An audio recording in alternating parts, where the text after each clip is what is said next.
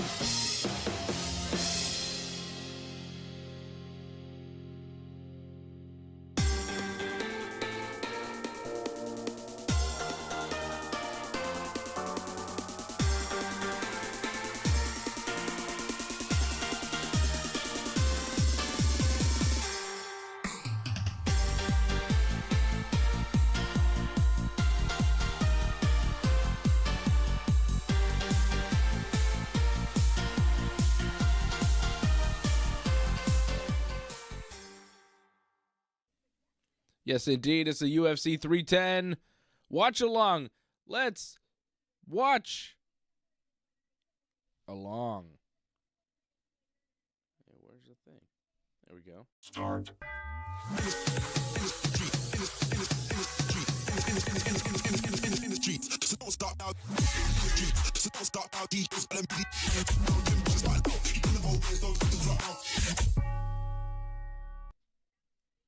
Hey, where's the thing? You know what I'm saying? Where is he? Spider-Man, Spider-Man. What's up, Spider-Fred? How you doing, man? I'm all right. You know, last pay-per-view of the year. We're here. AJ's not here. Where's AJ? I don't know. Some sort of party, some sort of Christmas party he's at that we're not invited to. I don't know. I don't know. He might show Johnny, up can later. you get Dave something to eat? Was that him? I don't see him. AI AJ. Oh, that was AI AJ. Okay. The real AJ may show up later. We've got a good fight card, though. I'm doing all right. Living the life so far. I watched the prelims. You watch any of the prelims? No, unfortunately, fortunately, I had a family gathering, but unfortunately, I missed the prelims. But I read, for example, I read that the Mosvar Aljamain Sterling was a good grappling fight. Was that the case? Yeah, it was very good. Really good back and forth. I thought it was a very close fight that Movsar just edged out. It was some people had fight Sterling, in the I third. feel. Yeah, it was pretty close. It was pretty close. Movsar wound up winning a unanimous decision. Only one of 3 decisions on the first 9 fights here on this card. Everything's been finishes, pretty much. 6 finishes, mostly submissions. It's been a pretty good prelim card, but that Movsar Aljamain fight was probably the best grappling match that we saw. Very impressive stuff. Great fight. Aljo loses a close one, but it was close, man. A lot of good scrambles, but Aljamain couldn't fully get both hooks in and take Movsar's back, but Movsar was able to take Aljo's back like a little bit in the third round, so I kind of gave him the edge. It was close, though. It was like, could have gone either way after that third. I wasn't sure. But, yeah, it was a good fight. Probably best fight so far. We've had some decent fights, though. Opened up with Kennedy Nezchukwu knocking out Lukas Bresky in the first round with a TKO. Chase Hooper, nice armbar on Clay Guida to tap him in the first round. Michael Chiesa, rear naked choke on Max Griffin in the third. That was a good fight, too. Joshua Van with a decision win over Cody Durden. Eric Anders finishing Chris Weidman in the second. It was a good first round for Weidman, but second round he kind of slowed down and Anders took over. I wonder what the deal is with Weidman. Like, how many more? When you're losing to Eric Anders on the prelims, and you're the guy who beat Anderson Silva, you're a former world champion, you're how old at this point? He's what, 40? I understand what you're saying, but I always come back to saying, I don't know how much he made tonight, but I would bet it's several $100,000s, and if not, maybe $1 million. So I'm not going to tell Chris Weidman to stop making money. But yeah, unfortunately, Chris Weidman is not championship material no more. So that's a sad reality. Yeah. I remember I think it was the last pay-per-view. It was like the Embedded show. And Chris Weidman had a bunch of people. When was this Weidman fight supposed to take place? Yeah, he was supposed, right? Yeah, it was delayed, huh? He was supposed to fight Eric Anders at UFC 309. So it was the main event or the co-main event. I think it was the main event. I think it was Stipe. Had this. They showed on Embedded the hotel rooms, right? And Stipe had this massive suite, huge hotel room, really nice. It might have been Oliveira. I don't know. It was Oliveira possibly, or it might have been Stipe, but I feel like it was maybe Oliveira who had a crazy hotel room. One of the guys, in the main events had a much nicer hotel room than Weidman. And you just go, oh yeah, that's kind of what happens, how you fall. You just get different accommodations from the UFC. Weidman's still probably getting paid, but it's just yeah, if he was the main event, if he was still champion, if he was still kind of top of the card, he'd be getting these nice hotel rooms on Embedded. But instead, he's just got a regular hotel room that you or I would stay in. You know what I mean? Was it a 2-bed room for him and his 3 coaches? Yeah, something like that. Like it was like, a regular hotel room, 2 beds, a bathroom, and that was it. Like a basic, Yeah, but maybe like I don't know. I wouldn't be surprised like the UFC gives a per diem to these guys, and some of these guys say, "Hey, let me spend some more money." Because I was looking at that same embedded. It was Oliveira, and I was looking at his house, and I'm like, okay, I know Charles Oliveira made some money, but I never thought he made that much money because he had a fucking nice house. Like he had a fucking nice Brazil. house. Yeah, but still, man, he looked like he was balling. Yeah, because he's made very good money in the UFC. He's made probably a few million as UFC champion. And in Brazil, that money, countryside in Brazil, that money's going to go a long way, dude. It's going to go a lot further than it would in the United States. Don't Maybe. you think? Come on. Yeah, probably. That's why Probably, they get but these that's not- guys. That's why they love the international guys, because they don't want as much money as some of the Americans or whatever Europeans, because they don't need as much money. They don't have the same point of reference for pro athletics. I don't They're know, not man. looking at pro like Charlie from the Bronx had a bunch of gold and all, man. I was impressed with Charlie. Like Chucky, he seems to be living large. I'm sure he's doing well. I'm just saying, like, I I'm feel saying like I wouldn't be surprised if he's broke in 10 years. I don't know. I think he'll be all right. I mean, he's still competitive. He's going to get another title fight. Yeah. You know what I mean? He's next up. Nate the Train is coming out, Fred. Nate the Train. It's Du Ho Choi versus Nate the I think Train. I have him on my parlay, right? What's You my do. parlay again? It's him and Pantoja. I will tell you in a second. I think that's what I had. I think I had AJ my made a underdog graphic. parlay. Did AJ put a graphic up? I thought he did. He didn't put it on Instagram? Slacking. My God, he's slacking. If you see AJ at the bar, tell him to stop slacking. I don't see. Yeah, like he's probably at a bar right now just drinking it up. I'm looking at our Instagram page right now, and I don't see our picks. I thought he made a graphic. Didn't he make a graphic and send it to us? Pretty sure he I know did you send it to us. I just saw you sending it to him, but yeah, I think you're right, actually. He's slacking, man. No, he sent us some screens of Islam. Oh yeah, okay, here's it. So yeah, I got Volk. No, oh no, he put my underdog parlay. That's not my real parlay. Why did he? Oh, fuck you, AJ. But he didn't even post this graphic, Fred. I have this Okay. graphic here. I can show it. Yeah, I it's had Pantoja and Nate, my parlay. Nate Yeah, Landwehr, however you pronounce his name. Yeah, you had Nate the Train, Cyril Gann. No, wait, that was AJ's. You had what did you have? Nate and Pantoja. Yes, Nate and Pantoja. That was your favorites parlay, and then you had a dog parlay, which was Volkov and Kron. Yeah. Okay. My parlay died already, which sucks. Shit happens. Yeah. Yeah, I had Themba Garimbo, and he got tapped out really quick.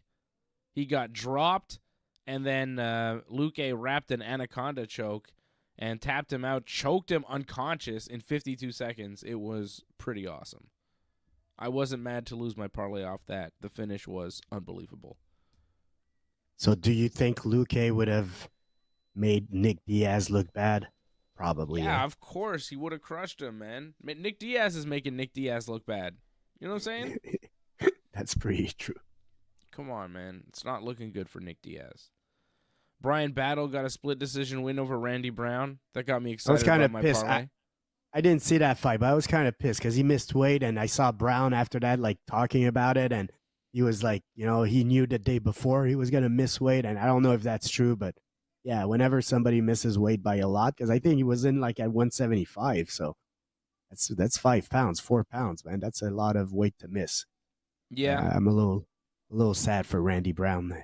I didn't see the fight, but I'm a little sad he took a loss there. I think he lost, though. I had Battle winning.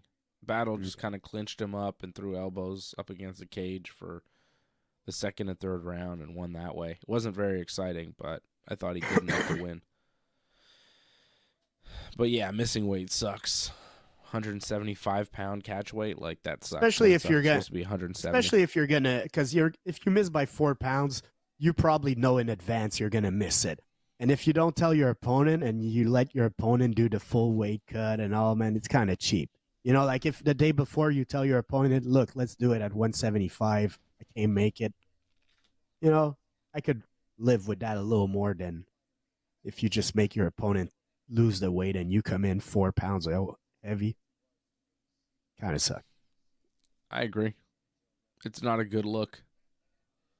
Hopefully it doesn't happen again, you know. I mean, I feel like it can happen, but it's unprofessional for sure. Here we go. It's Nate the Train and Doo-Ho Choi. I'm picking Nate the Train too. I think he's going to win. This is the opening fight on the pay-per-view. Bryce Mitchell, Kron Gracie after this. Then Cyril Gann, Alexander Volkov. Then it's Shavkat, Rakhmonov, and Ian Machado, Garry. And then the main event, Alexandre Pantoja defending the flyweight title against Kai Asakura.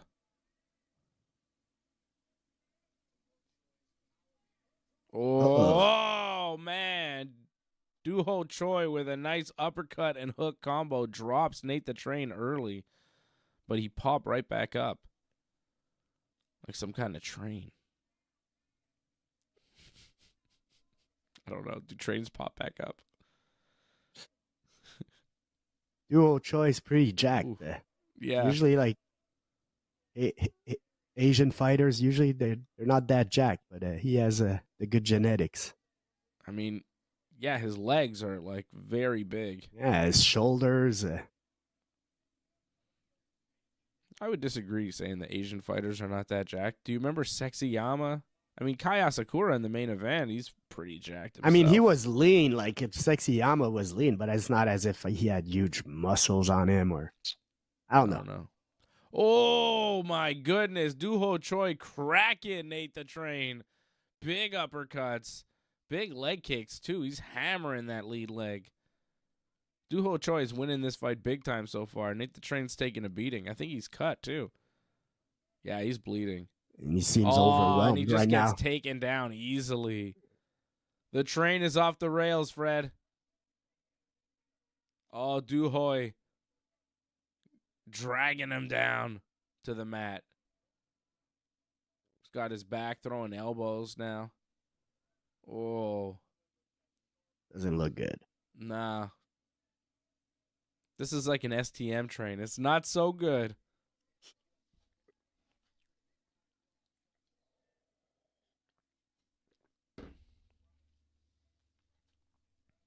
Doo-Ho Choi.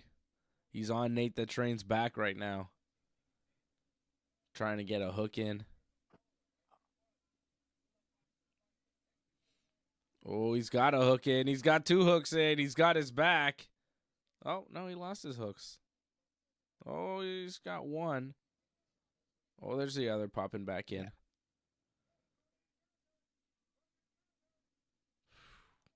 He's got his back.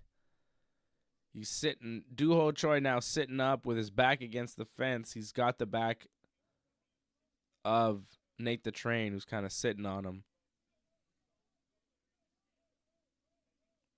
I mean, from Nate the Train nice. getting back to his feet. I was gonna say from the start of this round, it felt like Nate the Train was playing catch up, where Doo-Ho Choi just came out strong, and Nate's been overwhelmed. But let's see now, he's back up.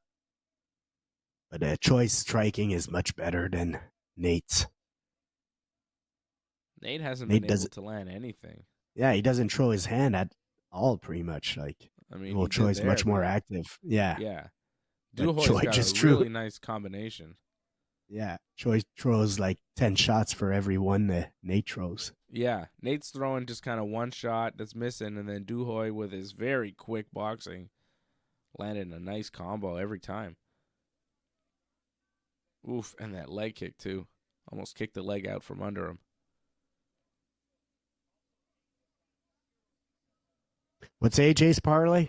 Did he have duo or? Oh, his parlay was massive.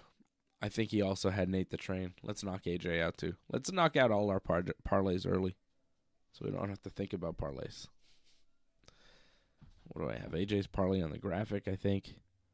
He had Nate the Train, so nobody's parlay looking too good right now. It's not Although over, Nate man. the Train pushing Duhoy into the fence. He's trying.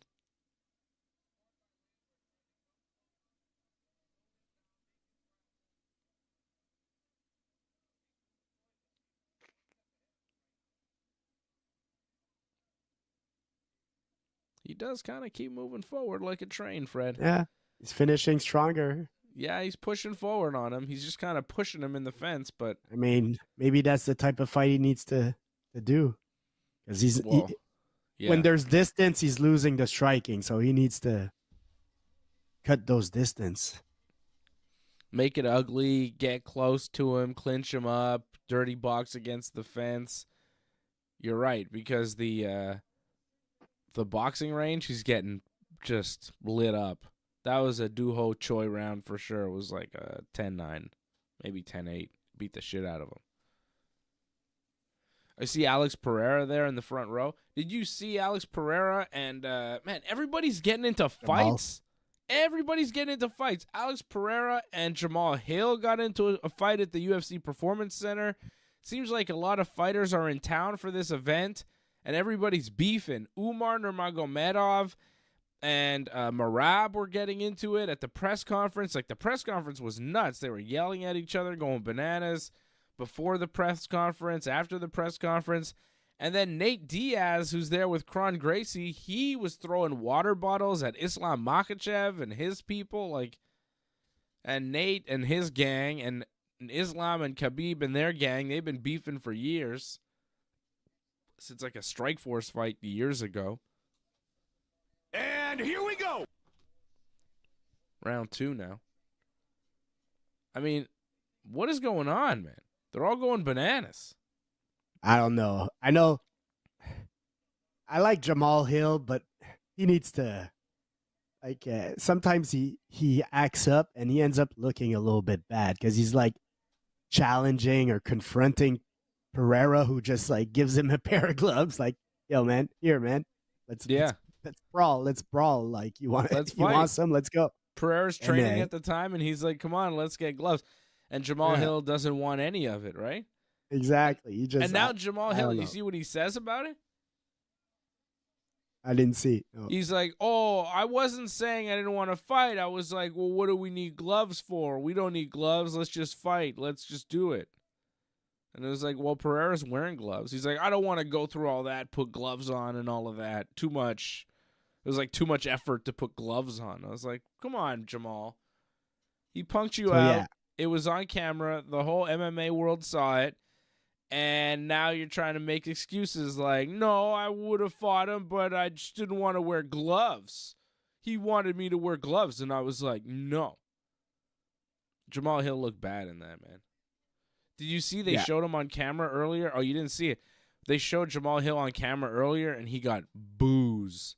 Oh, big for real? Boos. MMA fans saw that, and now it's like, because we like Alex Pereira. You know, you talk shit to Pereira, and he's like, yo, come fight me. And you're like, nah, you know, man, people don't like that. Oh, big takedown from Duho Choi. Yeah, very nice. Also, it's not the first time that Jamal Hill recently looks a little like, I don't want to say dumb, but sour. You took a loss to Pereira, man. Just own it and get back into training and earn another shot, man. Like, don't try to outstage him. You lost in the cage, man. So, like, to me, that's what it is. Yeah, Duho Choi is dominating here. Damn, he passed him. He got a big takedown, got side control, passed him out, went for a choke, had the back momentarily. Now he's back inside, back to mount, back on the back. Yeah, he is totally controlling Nate the Train. Oh, he's got back mount with the arm trapped. He could finish it. Oh, he lost. Why did he? Oh, he's flattened him out, though.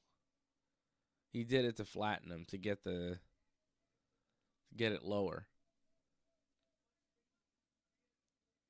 His hooks to try and flatten him and finish him. But Nate the Train staying on his knees, not giving up, but getting beaten up for sure. See, I'm looking at Choi's record, and I'm not sure what happens. What happened? He missed like 4 years between 2019 and 2023. There's no fights. 2021, 2021 and 22. He has no fight. You know what I bet that is? Service, military. Military service. Like Could Korean be. Zombie. Those Korean dudes, they Yeah. have to do 2-3 years military service or something in their prime fighting career. It sucks. Oh, Nate the Train got back to his feet. Oh, he got taken down again, though. Damn. Nate the Train's got nothing left. He's losing this fight for sure.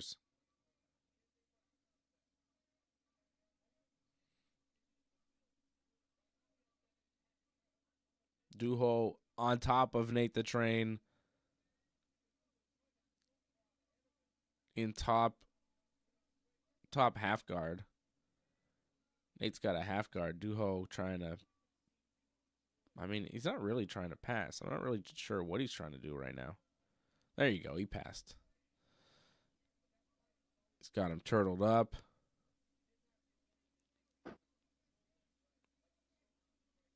Oh, Nate the Train trying to get a single leg. Uses it to get back to his feet. Nate the Train keeps fighting, though. You know? It's not like he's not trying or he's not going for it. He's just getting outmatched. He's got good cardio, Nate the Train, because, like, he's still fighting at a pretty good clip. Like, he doesn't seem to be But slowing Duho Choi down. has better cardio. Yeah. 'Cause, he's Well- just keep on pushing. I mean, Nate the Train is taking it. I'll give him that. But Duo Choi is the one that's pushing the pace here. So I'm impressed with Duo Choi. And yeah, Nate is surviving. But I mean, definitely 2 rounds for Choi, and some of them might be 10-8. I mean, you're saying Duho is pushing. He is pushing, but he's on top. Like, Nate is also defending. Like, he's defending at a crazy pace that Duho is pushing. I don't know. And he doesn't look like that tired. It's pretty impressive. They're both, like, the fact that this fight has been at this pace and they're both kind of still not really slowing down. These guys are in tremendous condition. Yeah, definitely good conditioning. But Duho, for sure, outmatching this guy. It's 2018 Duho Choi. What were the odds going into this? Who was the favorite? I think Nate the Train was, Nate, right? minus 155, I think. something Yeah. like that. I think we had it minus 140. Duho plus 120. So not a huge favorite, but still. Nate the Train not coming through. So far. And here we go. Let's see. Comes in Maybe. with some big rights, but they're telegraph and they're not really hitting anything. Yeah. He's throwing big hands like, you know, it's just hitting the air, man. Yeah, Duho's boxing is so much sharper. He's seeing everything coming. yeah, His exactly. hand speed is so much better. His jab connects and just stuffs Nate. Yeah. Oh, going for the takedown, and he gets it. Nate tried to jump on like a choke as he took That him was down weird. there.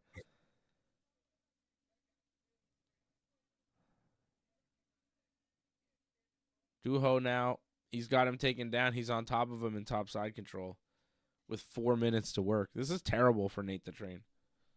You know? This is so bad. He's screwed. Because he's not shown an ability to get really back up and stay up. Like, he's had moments in the second round there where he got back to his feet, but then he just got taken down immediately. Oh, he's crucifixed him. This could be it. We could be getting close yet. Yeah. I mean, if he just keeps throwing elbows while Nate's in the crucifix and he's not getting out of the crucifix, there's no defense. You got to stop it. Just pin him down and throw little elbows. Remember when Roy Nelson stopped Kimbo that way on The Ultimate Fighter? Everybody was so pissed. That was great. It was predictable, but Yeah. people, for some reason, believe Kimbo with bad knees and all could fight a real fighter. Yeah. But for some reason, people were mad at Roy Nelson. But it's like, yeah, I mean, Roy Nelson doing just his kind of job. laid on top of him, got a crucifix, and just threw just little elbows. And Kimbo just had no defense, couldn't do anything, and the ref stopped it. It's like, how long can this go on for? I wonder what Roy Nelson is doing these days, because he isn't fighting anywhere no more. I haven't seen him fight in a I while. don't think so. I think he's still training. I think he's still doing jiu-jitsu. I thought I saw him like doing some sort of jiu-jitsu super fight or something. I think he's still out there. Why wouldn't he be? Duho Choi still has Nate the Train in a crucifix. And he's just kind of holding him there, throwing little elbows. The referee's taking a really good look because Nate the Train is totally stuck. He might stop it.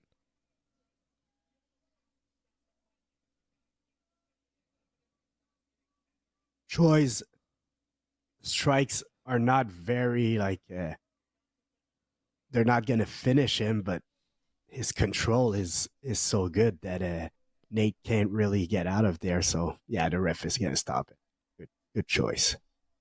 There you go. It's over. It is all over. I think Nate seems a little pissed, but hey, the ref made the right decision there. I mean, he was stuck. He wasn't moving. Yeah, Stuck why in take that more crucifix, damage? Couldn't get out. And his face is a mess now, man. Right? He's beat up. Nate the Train. I got no problem with this stoppage. That's a good call. Yeah.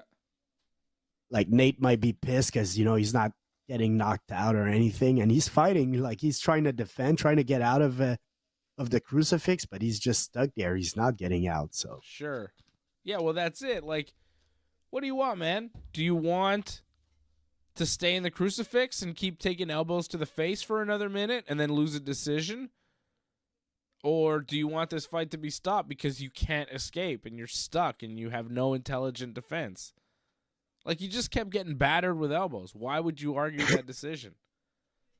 The stoppage was correct, and he was on his way to losing that fight. He lost the first round. He lost the second round. He was losing the third round. Did he think he was close to getting out of that crucifix? Nate the Train loses. The train has stopped. It's your stop, Fred. Nate the Train. Well, that kills your parlay. That kills AJ's parlay. My parlay is dead. All the parlays have died. Rest in peace. We all like Crone Gracie for the upset, right? Right? I don't know. that might be a bad pick, but let's see. Yeah, I think it would be fun. I feel like Mitchell is going to dive into some jiu-jitsu and get himself into some trouble, but he's supposed to win. So, and Crone did not look good in his last fight. But he's extra Dave, fired here's up. my parlay. On the prelims, I pick every underdog to win. That was AI AJ. If he picked every underdog to win, he would have done a little bit better than he has so far.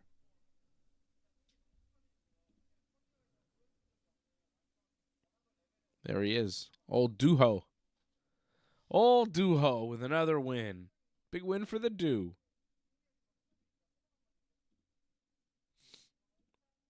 What's next? Is it Crone Gracie? Yep. Oh, that's good. Yeah, man. Jamal Hill looked real uncool with that whole Pereira thing. And he's not getting a fight with Pereira, right? It's Ankalaev. I doubt it. Yeah. Ankalaev is next for Pereira. I don't think they've announced when that's going to be, but they did a press conference for Merab versus Umar and Islam versus Tsarukian. That's the same card. I'm trying to remember. Merab had a good line that was funny in that press conference, but I forgot. He had a couple. Yeah. One guy asked him One guy asked Umar, I think, what his favorite times were with Islam. Oh yeah. And Merab goes, the hot tub. And there's this picture of that, or the jacuzzi or something, the jacuzzi. And there's a jacuzzi. Yeah, Merab goes, jacuzzi. And then there's this picture of all those guys, like all the Khabib team guys in like their underwears in like a jacuzzi together, really tight, like way too many guys in a jacuzzi, all kind of hugged up on each other, smiling. They're close for the picture, man. Come on. Yeah. But it's just like people kind of made fun of that picture. And Umar like was really quickly like, no, I wasn't there. But I'm pretty sure he was there. So it was weird that he kind of denied the jacuzzi right away. It was like, what are you denying here, Umar? Umar has come off as a little weird in this whole thing. No? Don't you think? Like, I feel like Merab has come off a little bit better than Umar. And I mean, Umar and Islam were kind of, teaming up and ganging up on Merab a little bit at the press conference. I didn't like that. Merab's been Americanized, man. He's funny. He's into the trash talk and all that. I think Umar and Islam, it's not as natural, and they get mad. It's like they got more of the like, I'll confront you if you disrespect me, whereas Merab is more of a joker. Like, these guys were yelling at each other in English, but like with their accents, it felt like they should be yelling at each other in a different language. You know what I mean? Like, neither of them have great English. I hope Merab wins. I'll tell you what. I hope Merab wins. I like Merab. He's a funny dude. He's a good character. He brings something to the division where he makes it a little bit interesting because he's a funny dude, man. He knows how to play to the crowd. Yeah, but do you think he's gonna win? Yeah, I'm going with Merab. Team Merab. Hey, RVD. Hey, Rob Van Dam is there. What is he doing there? RVD and Bo Nickel is also there. All right. They're showing celebrities. Hey, it's JWoww from the Jersey Shore, Fred. No clue who that is. You know Jersey Shore? You remember that show? King Green. Oh, that's Bobby Green, but he changed his name to King, which is weird. Donald Cerrone with a cowboy hat. There he is. He's got another cowboy friend with him for some reason. Tatiana Suarez. Oh, she's fighting Zhang Wei Li next at UFC 312. Okay. That'll be good.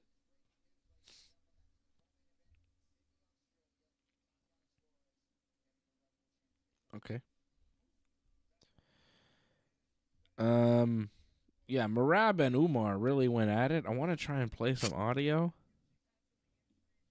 I think I can get you some audio of this, because it was pretty hilarious.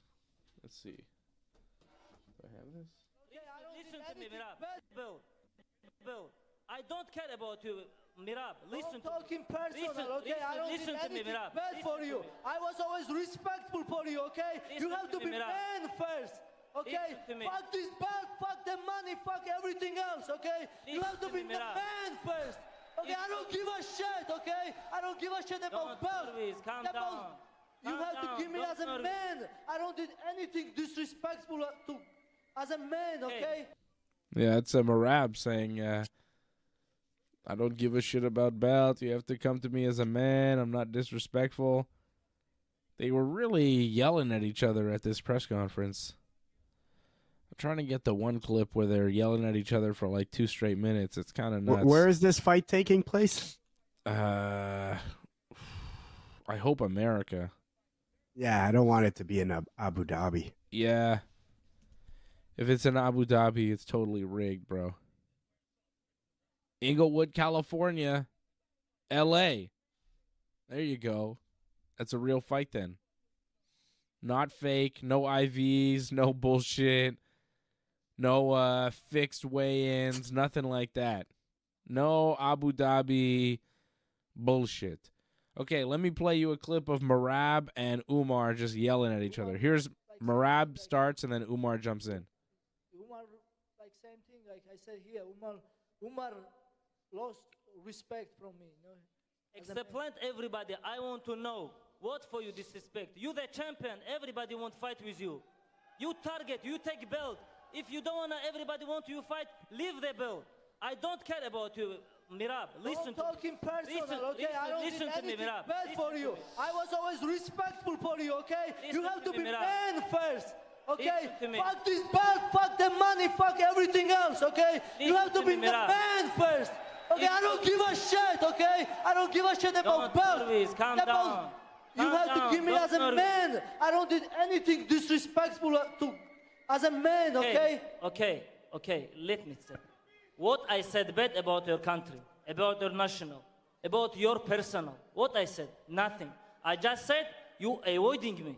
You forgot whatever you tweet in online, whatever you post on online. Everything about you avoiding me. Everything about that. You talk about I'm not And deserved. everything was I lie. said you. Everything was lie. What? You what are a was liar. lie? You're What? not a man. You lost my respect. Prove it. Prove what it. I said lie. Yes, prove it. You have to prove it. When you talk something, I like that Umar's like, what do you mean? I didn't disrespect you. Prove to me that I disrespect you. Merab's like, online you said stuff. And Umar's like, no, I didn't. Prove it. Merab's like, you're a bad guy. I don't like you. It's like, wait a you second. have to say true. You said I was ducking you. I said yes. I was gonna fight you in February or Rab, March. It's not just me. All world. When What? Joe- No, bro. okay. What the- When you after your fight, they No, asking you don't- about you Umar. don't- They asking I don't about want to make you Umar. popular. You know, I don't Said, want to. You want thank you, popular. Dana because White. of- You I don't don't want to make say you popular. anytime, Why I have to anywhere. promote you? Who are you? Hey, Merab, UFC won't make this fight. They ask you after your and then we fight. have this fight. Shut up and be grateful. Be humble, okay? It's happened not because of you want. It's happened because of UFC want this fight. I said UFC. Thank you so much, Dana. Thank you, Hunter. Okay, that's my what dream you should say. becoming That's what you dream should say. Hey, true. guys, sorry, I just have a question. Yeah. So reporters had to jump in. Dana had to jump in. They just kind of went at it and took over the press conference. It was pretty nuts. I think Umar has a point, though. Like, Merab was kind of avoiding talking about him. He won the belt, and he's like, maybe O'Malley, maybe. Like, people wanted Umar, and it seemed like Umar was clearly the guy that was up next, and Merab was kind of like, I don't know. And Umar was like, yeah, you were ducking me. But right after he said, okay, he'll take the fight. Like after, I don't know, man. I feel people are like, Merab just finished fighting, man. And people are already asking him about like his next fight. And he's like, oh, I don't know. We'll see. And I got no problem with that. And I got no problem with Umar saying he was the guy that had to have the title shot and telling Merab, you're ducking me.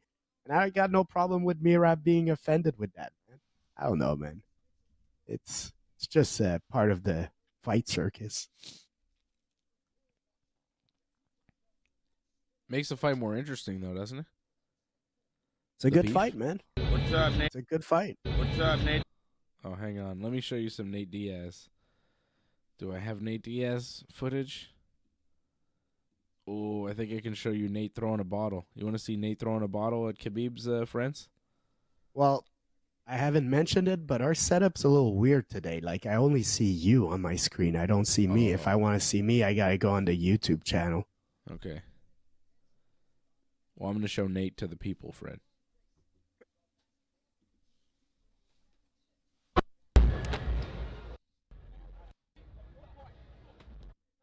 There he is. Nate the Great Diaz.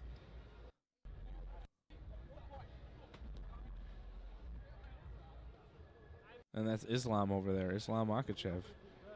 They're throwing water bottles at each other. And there's Alex Pereira. Look at this. Pereira looks like he's going after Nate Diaz. I'm going to pause here for a second, and you're going to see Pereira. Look at that. That's a scary dude coming after you. You don't want that guy coming after you. He looks like he's walking after Nate. Did Pereira get sprayed with water? I don't know. So that was going on, too. A lot going on this weekend, Fred. A lot going on. Crone Gracie making the walk. Crone Gracie coming out now for his fight. Is Nate with him? I don't know who's in Crone's corner. Crone, of course, the son of legendary Rickson Gracie. This guy is as Gracie as it gets. Yeah, that's Nate Diaz, isn't it? Show Nate Diaz. Put the camera fully on Nate.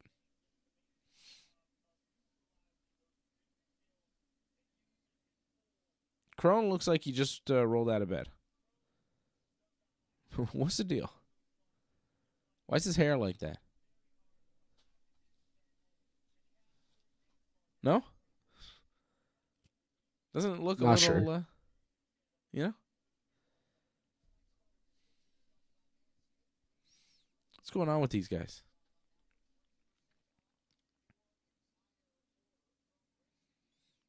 Why didn't they show Nate Diaz on camera yet?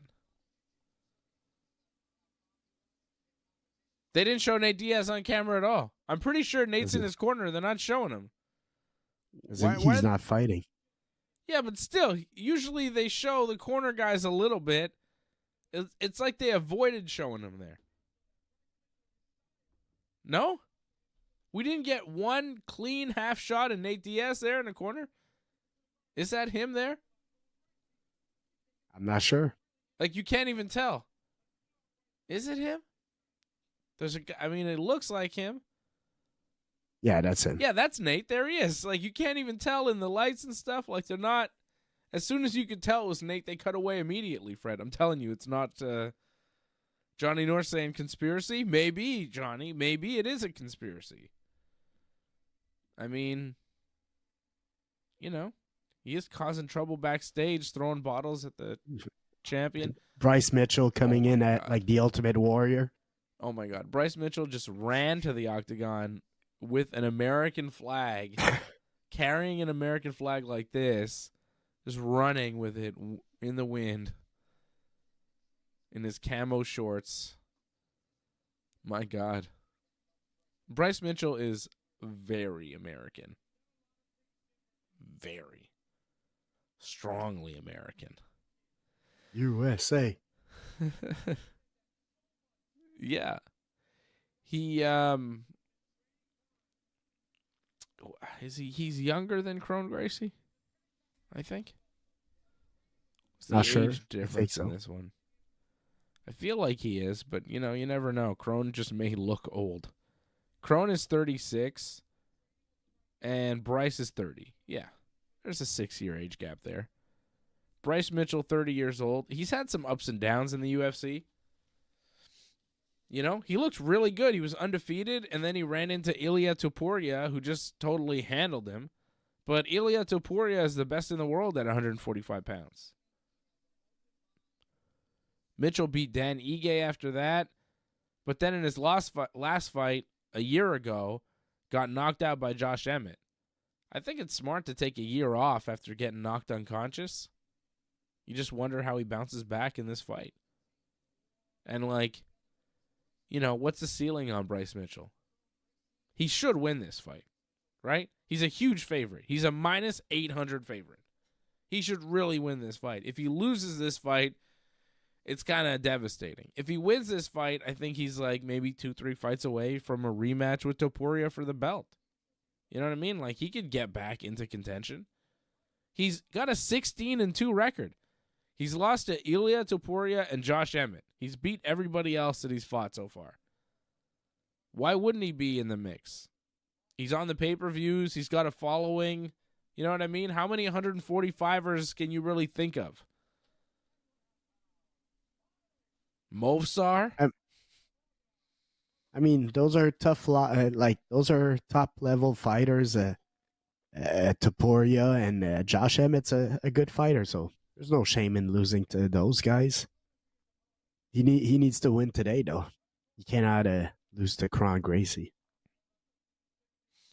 Before knocking out Bryce Mitchell, Josh Emmett went 5 full rounds with Ilia Topuria. You know what I mean? This is top-level MMA. We'll see what Kron can do. Kron should just get his ass kicked here. But I'm picking him to win for some reason. I don't know. I think it's worth a shot. He might win. Jiu-jitsu, right? Jiu-jitsu is good. I mean, I think Bryce will win, but hey, Kron is on your underdog parlay, which are cash in huge, right, Fred? So let's keep that going. Yeah.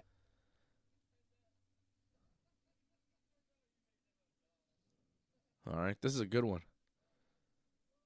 Kron and Mitchell, Cyril Gann after this. We're getting to the good fights here. Here we go. Bryce Mitchell, Kron Gracie. Don't call him Kron. It's Kron. Kron is not bad, though.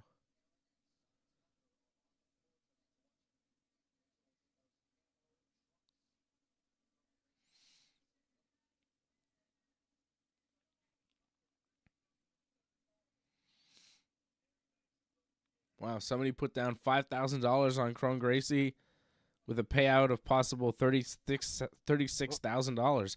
Oh, Kron pulling guard. Mitchell follows him down to the mat.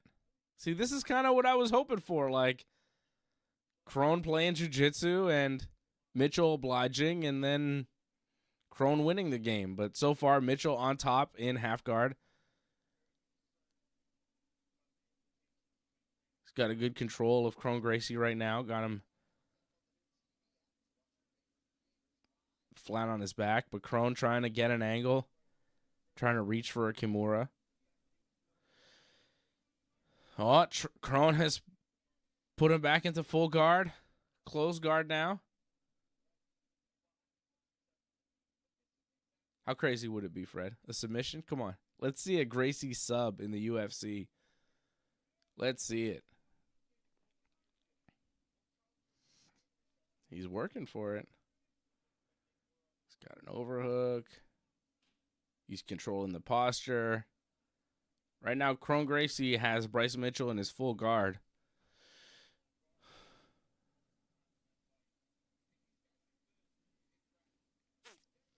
Bryce has got to stay real careful here. It's a dangerous area with a guy like Kron Gracie. He's a world-class jiu-jitsu player. Would you do this if you're Bryce Mitchell, or would you just have a stand-up fight with Kron? I mean, right now, Kron has pulled guard, but has he been dangerous in any way? Like, I feel he's just holding on to Mitchell right now. He hasn't tried to attack a triangle or an armbar, and Mitchell is doing a good job of not really giving him his, like, he's giving his arms up, but he's able to pull them back as soon as Kron is trying to control one. So, I don't know. I don't see Mitchell being in real danger right now. Not yet, right? Not so far, but it only takes But as one, they right? get more, but as they get more sweaty, I think it's going to be harder and harder for Kron to attack from here. Yeah. Like, I don't think this is a winning strategy right now for Kron. Like, he pulled guard, but he didn't have nothing to follow up with. Yeah. I mean, he's trying to work that kind of underhook posture thing with the arm, right? But he's not really attacked much. But Bryce Mitchell not doing too much. Like, Kron is staying active enough from his back where Mitchell's not really able to pull off anything from inside the guard. Like, I guess he's throwing these kind of little baby punches or whatever, but he really hasn't done any damage. Like, those little shots, I guess, on top. Like, the little body shots, a little pop, pop, pop. I guess those count. But Crone is more active from his back than Mitchell is inside the guard. Mitchell's more defensive. I don't know, man. I don't see it. It's MMA, right? I mean, Mitchell's on top and he's throwing punches, but they're not To me, heavy. I'm gonna go blasphemy, but because you're not gonna like who I'm gonna compare it, but fucking George St. Pierre used to stay in people's guard and just do damage from there and never really be in danger. Tito Ortiz used to do that also in the old days. Like, I think there's a way to win from there for Bryce Mitchell. Yeah, it's called the lay and pray, isn't it? I mean, he's still throwing some shots, not much and all, but I don't see Kron throwing This is anything, lay and pray, so. Fred. This is, come on, man. You know what this is? I mean, he's throwing shots, but they're not really, like, yeah, he's winning. I'm giving him the first round, though. 10-9 Mitchell. Sure. Oh, yeah, for sure. But it's not pretty. It's not a great round for Bryce Mitchell. Like, he could do that for another 10 minutes and win. Yeah. Crone put him in that position. He stayed there, stayed on top, and that was the round. You think Nate has some good strategy for him? No. Come on, man. Throw a bottle. Yeah. I don't think Nate's saying anything.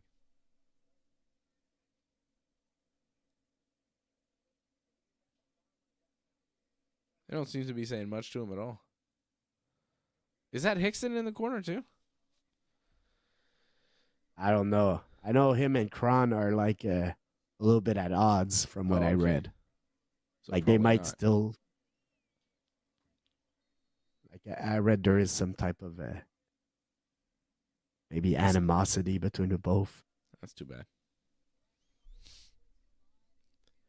All right. Well, round 2. I think that was a clear Bryce Mitchell round, but it was kind of uneventful. Let's see what we got for the second. How many more fights does Crone Gracie have on his contract? You know? UFC. I hope not too many. Fights. Yeah, right? Oh, that was a nice left hand from Crone. Crone's getting more aggressive. It's like Bryce was surprised that Crone could punch.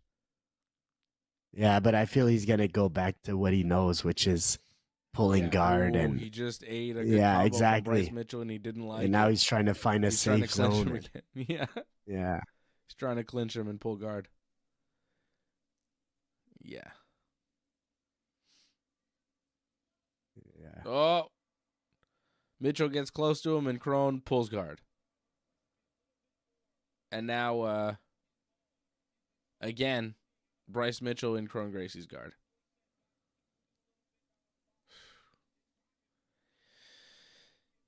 Yep. Come on, Crone. I'm not sure which announcer is saying he wants them standing back up, but I disagree. Like, they shouldn't be standing them up right now. No.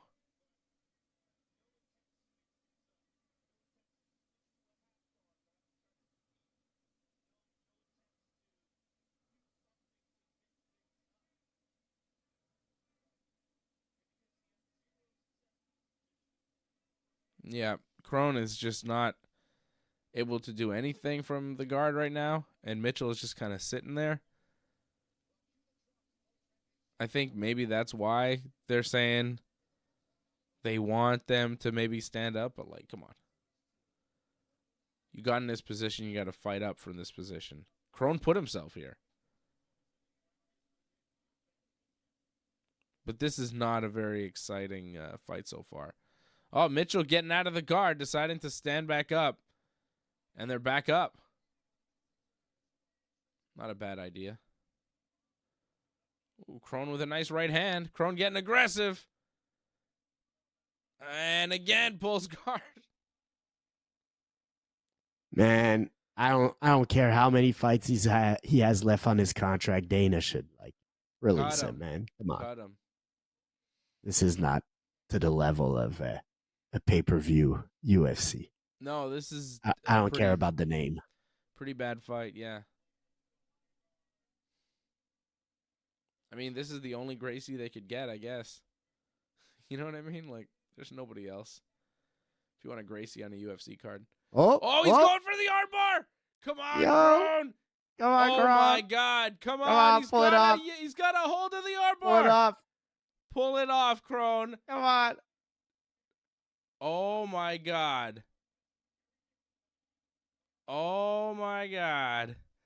Kron is trying to get the armbar. Mitchell is trying to stack him. Yeah, he has to keep that weight on him. Yeah, he's got to keep the pressure. He lost it. He lost it. Oh, he's going to switch, though.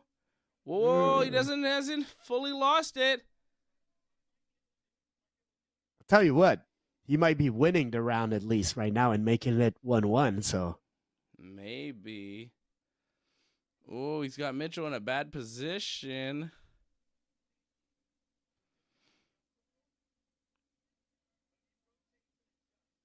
It's a better look for Kron right now. Oh, he's going to take his back.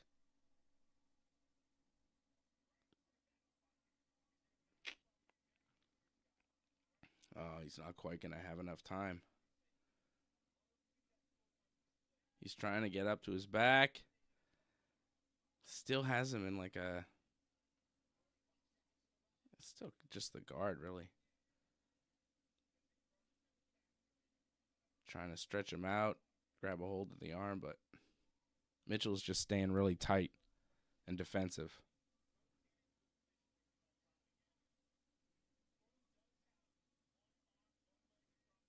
Ooh. Kron's going for the armbar. Oh, he's got it. No way. Oh, my God. Oh, he's got it. Come on. No, he lost it. He lost it. Dude, he had it. He stretched and that now arm he's out eating pretty shots. good. Now he's taking a bunch of punches. Oh, and he stands up and the round ends. Oh, that was close. I think it might be 1-1, man. I'm giving the round to Kron because he went for two arm bars. One of them was pretty close. And the second one was a good attack also. Like Mitchell defended it well, but it was a good attack from Kron. And Mitchell didn't do much in that round. Like the first round, he was in the guard doing a little damage, throwing punches. But this round, he didn't do at all. Even before those attempts, he wasn't throwing much in the guard. I agree. 1-1. I think it's Come on, 1-1. Kron. Pull it off. Tap this fool. Get him. Get him.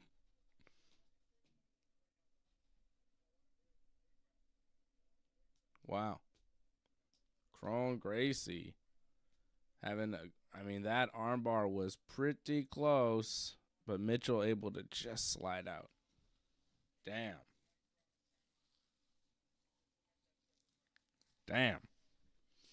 All right, third round. How long into the round before Kron pulls guard? I'd say 30 seconds. As soon as run he up can. to him, clinch him, And here we go. and pull guard. Third round.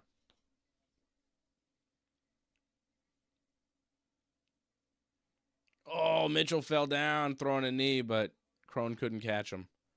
Mitchell popped back up to his feet.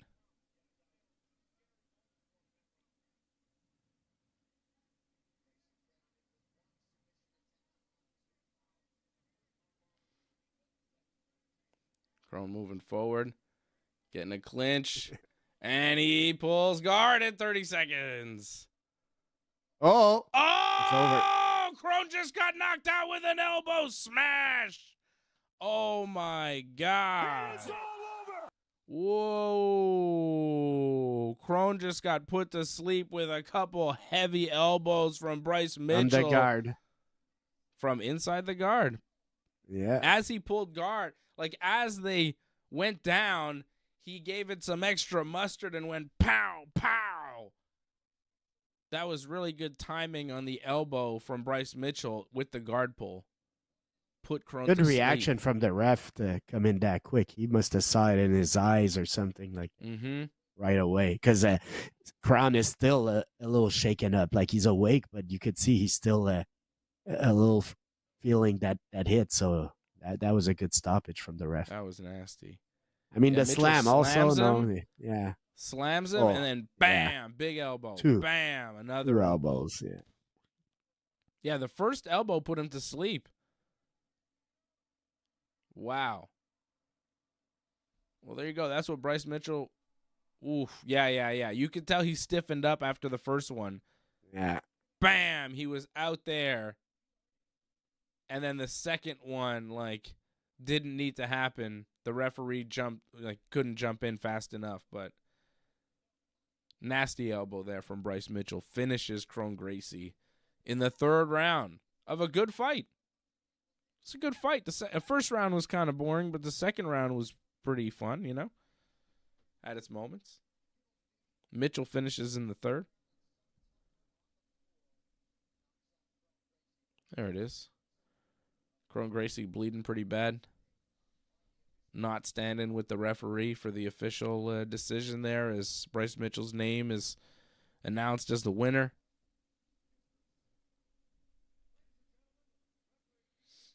There you go.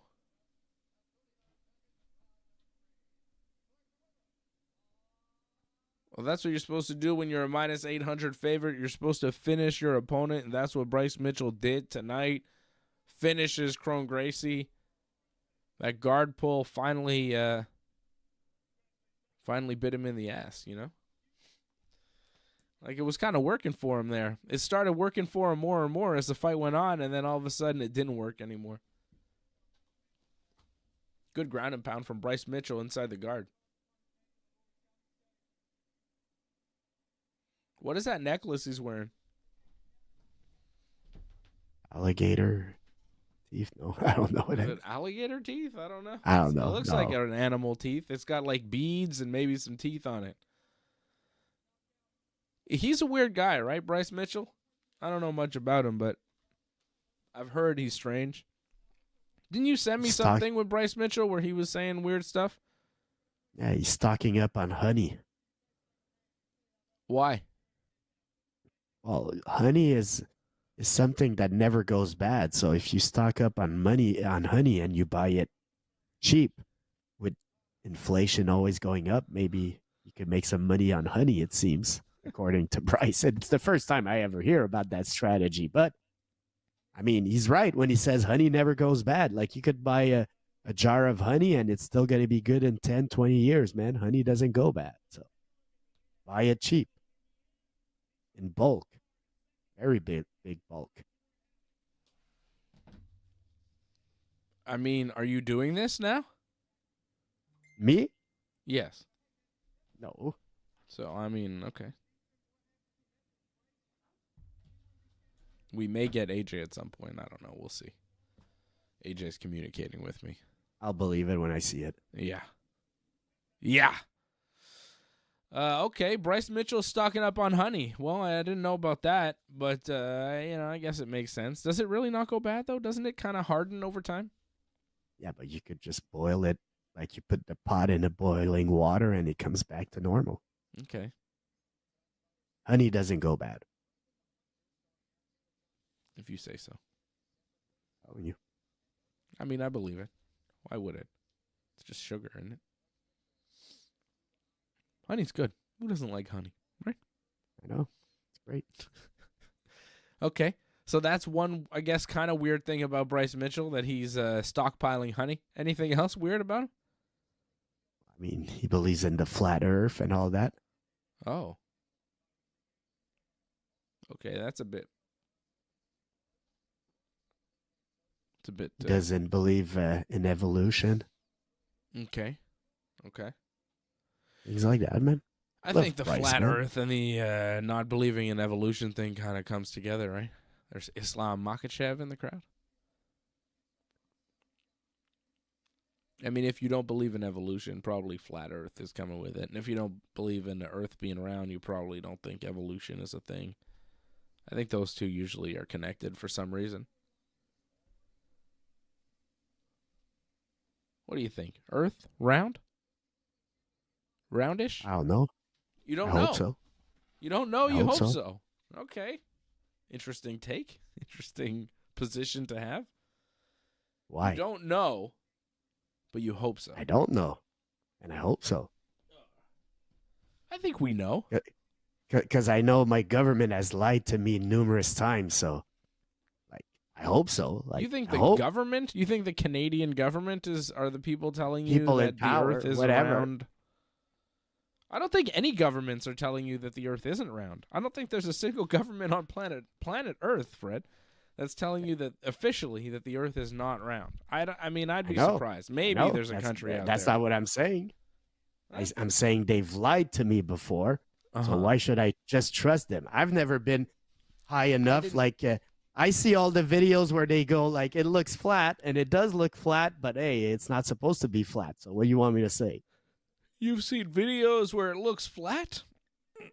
Well, I mean, like you see the hot air balloon videos and all that. People goes like, it's pretty flat. I never thought of the Earth being round as a thing the government is saying. I thought it was just a thing that we knew as a fact as humans, you know, like the sky is blue and shit like that. You know? I don't know. I mean, I could look at the sky and see it is blue. I cannot look at the Earth and see that it is a sphere. There are believe pictures of it is. from I space. hope it is. Yeah, that's another discussion. You don't Bryce believe Mitchell that those doesn't pic- you don't doesn't believe. Do you believe Bryce Mitchell any doesn't pictures believe- from space are real? Bryce Mitchell doesn't believe we've been to space, and I'll simply say I don't know again if we've been to space. I hope we've been, but I have no problem saying there's definitely been some fake photos shown to us in the past. That I have no problem saying. We've definitely been to space. We're in space I hope so. currently. There are Hope people so, in man. space right now, Fred. I hope so. You can see them sometimes in the sky. The International Space Station, it passes sure over about Earth. that? You can see it. Yeah, I've seen it. It's real. People are in space. Humans have visited and traveled space. Many humans have done it, Fred. Many humans throughout history have I'm just saying traveled there's some of these space. videos they've shown us that are definitely fake. That's what I'm saying. Especially I don't the know first which ones. videos you're referring to. I'm not sure. Oh, like the what last time we some left, videos we are left fake. the moon. The last time we left the moon, man. Just Google it. The Apollo rover that leaves the moon, man. That just looks fake, man. That looks like a toy. That doesn't look like a. Just Just because saying, something man. doesn't look real doesn't mean it isn't real. You know, I just because kind something of is so disagree on that. unbelievable. If something doesn't respect the laws of physics, it's not real.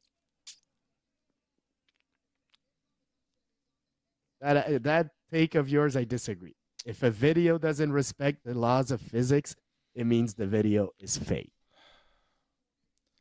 The laws of physics do not get trumped by a video. Fred, I mean, no disrespect to you, okay? But there are, I would say, dozens, if not hundreds of physicists employed by NASA, right? You are talking about the laws of physics. You are not a physicist, okay? So, All right, I could Don't still you understand think- a lot of physics. don't I you understand. think if these people were working towards nothing, they would clue in on it and be like, wait a second here, guys. We're not going to space. Have you seen this video? This defies the laws of physics, and I would know this, and we would all know this in this room because we all have PhDs in physics. I mean, don't you Anyways. think that those people would have figured this out, Fred? Not you, man, watching UFC fights with no degree in physics? No offense, but I understand physics much better than you do. And I have mean, no problem probably, stating but that that because doesn't- I actually did some physics classes in Yeah, college, which I passed. That doesn't mean So I could fucking explain. understand like all this stuff that's going on. Like, come on, man. You think no one's But I been mean, to I space? could see videos and say like, this is fake. This is clearly fake. But anyways, man, let's just move on. All right. I haven't seen these videos. Maybe you're right. I mean, I don't know. I'm just saying, I think we've been to space. I'm pretty sure we've been to space. I think there's a lot that has been discovered by humans going to space. And it's real. Apollo liftoff. Apollo 17 liftoff from moon. That is definitely fake. Google it. Show it to the people. No, I'm not showing Come that. on, We're man. going to get copyright striked. Fucking like 50 years old, man. It shouldn't be. Should be in free Liftoff from moon. free domain. You think this is fake? Definitely. I'm looking at it.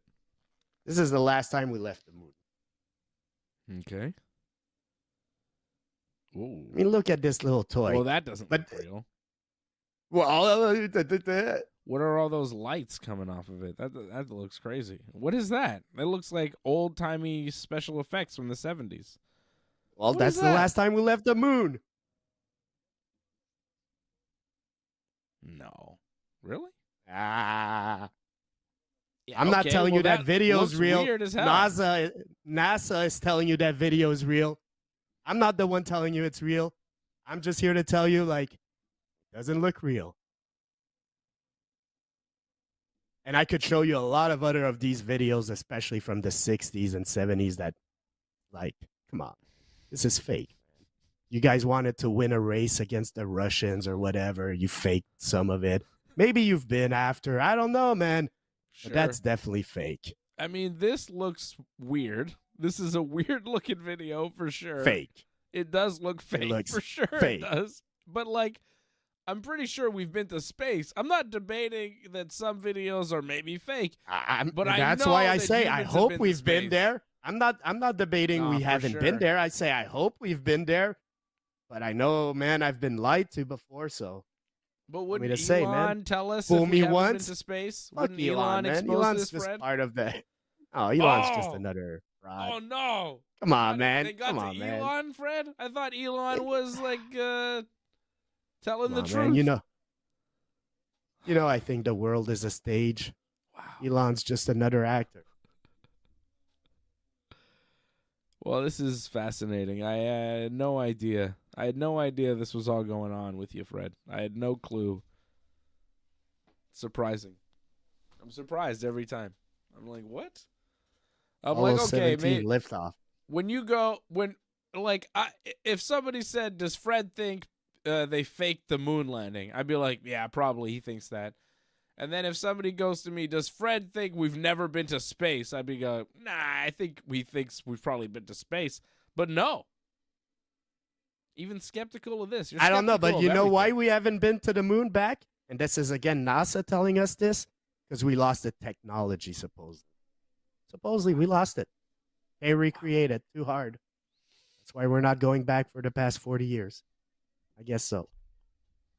Just This believe is it. Shocking turn of Why events, Fred. would I not trust my government? All right. I guess, I mean, flat earthers, you may have Fred. You may get him among you one day. He may be a full devotee to the flat earth cause, because I feel like you're on the border right now.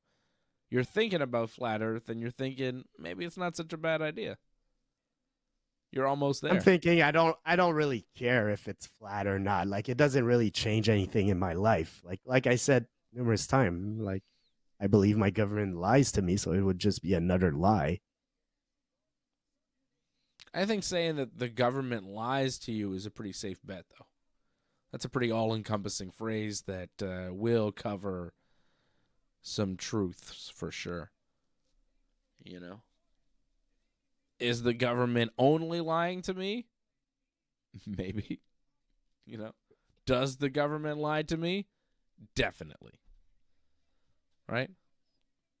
So, Alexander Volkov is about to fight Cyril Gane. How about that? It's a rematch, guys. It's a rematch. I feel like rematches are always tougher for the guy who won the first time. Cyril knows what to do to beat him, but Volkov knows what he did wrong. And he had 5 rounds to kind of figure out what he did wrong, and now he can come in with a totally different approach. Cyril Gane, I mean, I think he's going to come in with his normal approach. Volkov coming in with knee pads. And knee pads and cornrows, which is an odd look. He looks weird, doesn't he? Like a Russian gangster. Yeah. What's with the knee pads? He looks like a pro wrestler. Here comes Cyril again.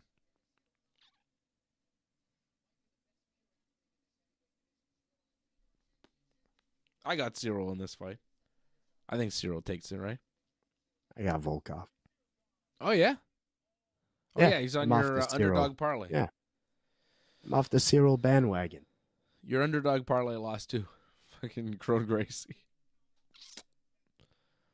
Right? That was the other one, right? Yeah. Yeah. He almost had the armbar. I know. I'll That go would've been AJ. Sick. I was close, man. Almost had it, man. That would have been great. Close but no cigar. Patrick C. Hamilton says, I'm watching this event on my Star Choice satellite service. The satellite is in space. Cool. Do you believe Not that saying his satellites don't exist. You think satellites don't exist? I didn't say that. I said I okay. didn't say that. That's what I said. Okay. You believe in satellites, though? I don't know, man. I don't believe in satellites. All right. How do they go around the I don't know. The Earth I can't nonstop, figure man. out how they do that either, friend. I think that they should be investigated. How many are there? How come we can just shoot them up there for no reason? How does that all work? I don't know. I don't know how satellite technology works, but I believe it exists. See, I think that's the difference between me and you, Fred. I don't understand how any of this shit works, but I trust it. I go, yeah, You know, probably most right. of the internet, traffic between like North America and Europe is all about like underwater cables. It's not about satellites in the air. I was watching a thing about aliens where some people are saying maybe there's aliens underwater. What do you think about that? They saw spaceships go from the sky into the water with no splash. What's that about? I believe in that, maybe. I don't know. I'm not sure if I believe in it, but I saw a documentary about it, and I was like, ooh. See, underwater cables, they were pretty also known convincing as this documentary. What? underwater cables, also known as submarine communication cables, are the backbone of the internet, carrying more than 95% of the world's data. So Okay. most of the internet traffic that's going on in the world has nothing to do with satellites. Satellites are fake. They don't exist. I'm just saying. Oh, shit. We've just uncovered the I'm truth. just like maybe he's in the 5% with his Starlink or whatever, but I'm just saying. Holy shit. I had no idea. This is crazy. By the end of this show, like, I'm going to be on your side completely. I'm going to be like, the Kennedy assassination, 9/11, we're going to talk about everything. Kennedy, that's the driver that killed him. He had the best shot. The man. driver. Come on. Well, I never even heard that theory. Fred's got theories that, like, you never even heard of. It's fantastic. It's I mean, the great. driver did have the best vantage point, man. And Kennedy's head went to the back, not to the front, like I forget what's his name. Dan Ratter told us that day on the news. Patrick C. Hamilton has money on Ian Machado Garry tonight. Oof, good luck to you, Patrick. I don't know. Why not, man? Garry could win this. I could see. Like, these two guys, man, have Shavkat. trained together. And I'm surprised I try to look at the body language of both these guys since they've fought in training a lot. And to me, I got to think, like, these guys know who's going to win. Like, they've trained a lot. Like, when you train with somebody, you know who's the better guy. But they both seem confident, so it should be a good fight. Shavkat seems more confident. I don't know. I Garry didn't see seems a no... Yeah, I don't know. Garry seemed good, man. He seems kind of, like, agitated, a little jumpier. But maybe that's just a personality. Oh, Volkov with a takedown! Oh, Come on, Volkov. Oh, drag Show that Cyril this guy down to doesn't the know how to mat. wrestle. He still doesn't know how to wrestle. No, he does not. Oh, Cyril is down on the ground. he got taken down pretty quick by Volkov. Francis Ngannou and John Jones exposed the weakness with Ciryl Gane, and that is the grappling, and he has not addressed it. And Volkov is looking to exploit now in top side control with plenty of time to work on Ciryl Gane.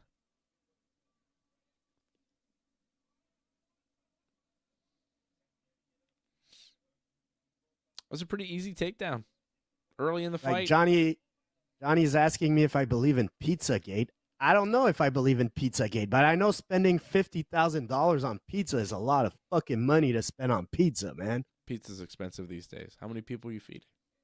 I don't know, but $50,000 on pizza? For one A lot party? of money for pizza. This one party? Yeah.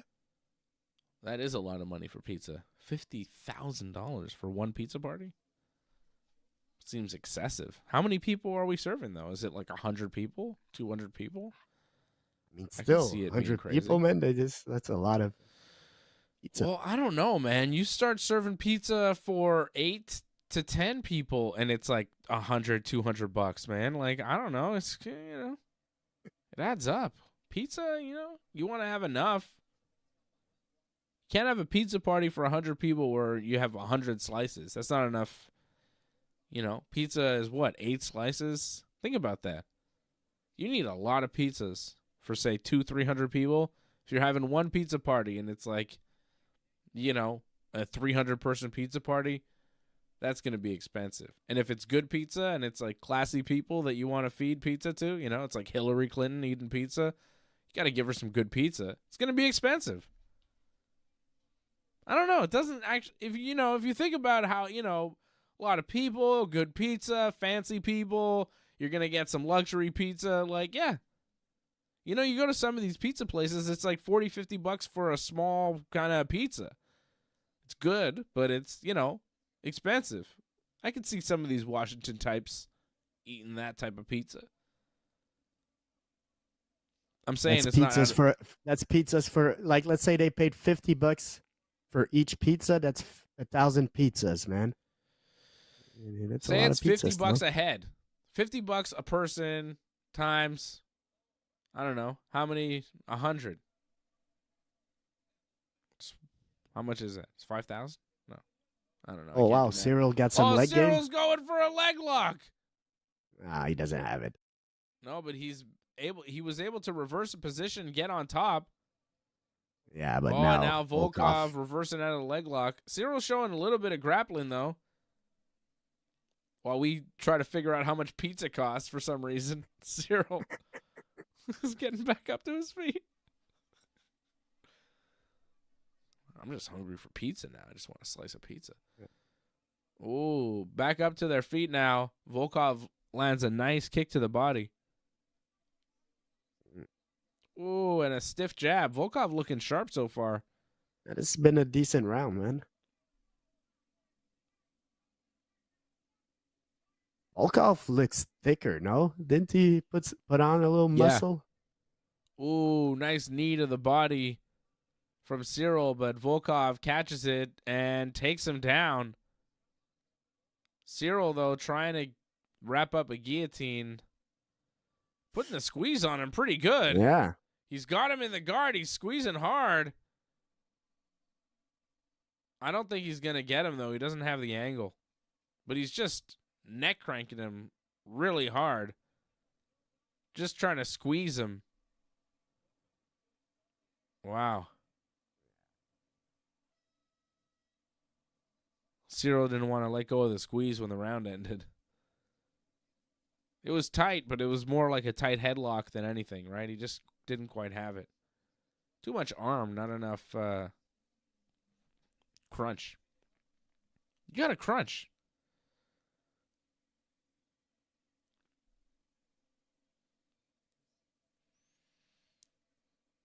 What the hell?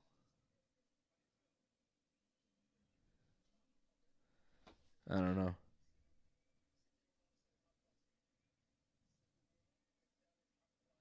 Ooh, Doug Hepburn says his conspiracy theory is Crave TV works fine, but then he got the cheap version with ads, and every time an ad pops up, it glitches. trying to make people buy the non-ad subscription. So, Dave, is Netflix getting the whole library for WWE? I don't think so. Because network is shutting down now. Yeah. That's what I read. So the library has to go somewhere, man. Back in the vault, I think. I mean, Netflix may get some stuff, but I really don't know what they're going to get. They can't get the whole WWE And library. here we go. I don't think that's going to happen. The days of having all the matches accessible to us, I think, are kind of gone, unless they figure out a different way. Kind of sucks. I mean, you think Netflix is going to carry everything on their Why not? servers? They get rid of stuff all the time. You think they're going to put all the wrestling on there? Why not? I don't think so. It's just space, man. On a hard drive. Yeah, but they seem to run out of the space, right? Netflix gets rid of stuff. No, it's more about contracts. Like their own like original programming. They never get rid of that. Yeah, like they the do. Netflix. Real like what series? Yeah. I don't know, but I'm pretty sure You that sure? they do. I don't think so. I think the original series are there for always. It's Netflix own. Why would it take it off? I don't know. Oh, man, that was a nice spinning back fist attempt there from Volkov. Just sailed over the head of Cyril. Cyril landed a Tell you, nice man, punch, though. Volkov's gonna win this, man. Did he He's hit him with starting that this back round. fist? I think he may have clipped him. Like, he just kind of... And that right overhand was pretty good also. Like, I Yeah. don't know. I like Volkov here. Well, Volkov was winning the early rounds. They're showing a replay. Oh, yeah, he just clipped him with that spinning back fist. That was a good shot there from Volkov. Like, Volkov was winning the early rounds in their last fight, but it was a 5-rounder, and Cyril came on strong later on, but he doesn't have those rounds 3, 4, 5 to take over. He's got to take over now, and I think he lost the first round, and he's losing this one too. What do you think? Did he lose the first round? Who won the first round? Volkov. Yeah, right?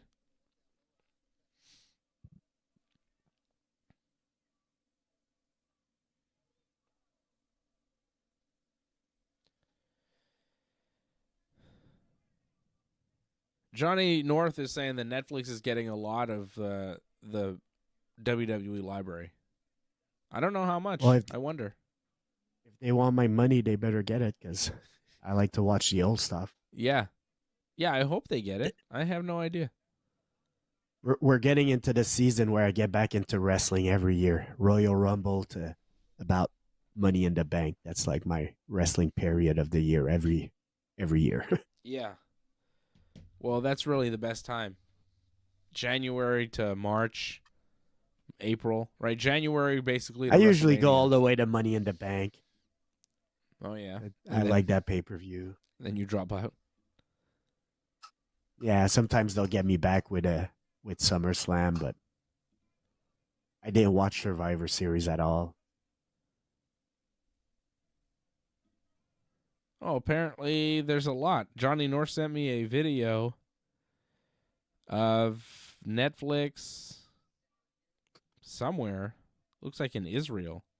There's Hebrew letters on this, and they have, I guess, all sorts of back catalog. I don't understand where this video is coming from, Johnny, but I guess somebody somewhere has it early, the Netflix WWE deal.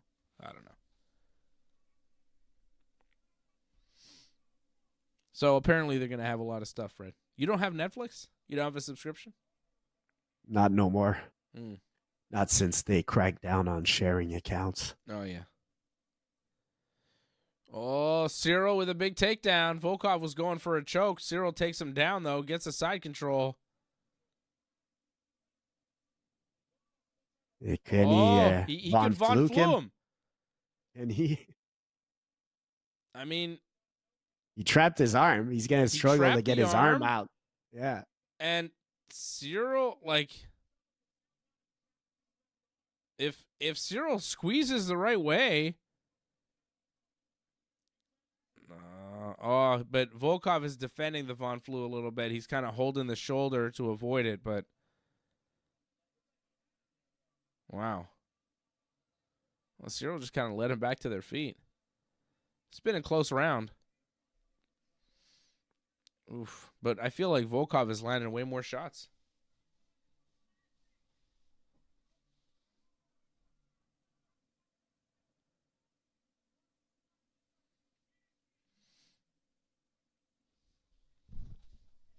Tough fight for Cyril. He's not moving like he used to, right?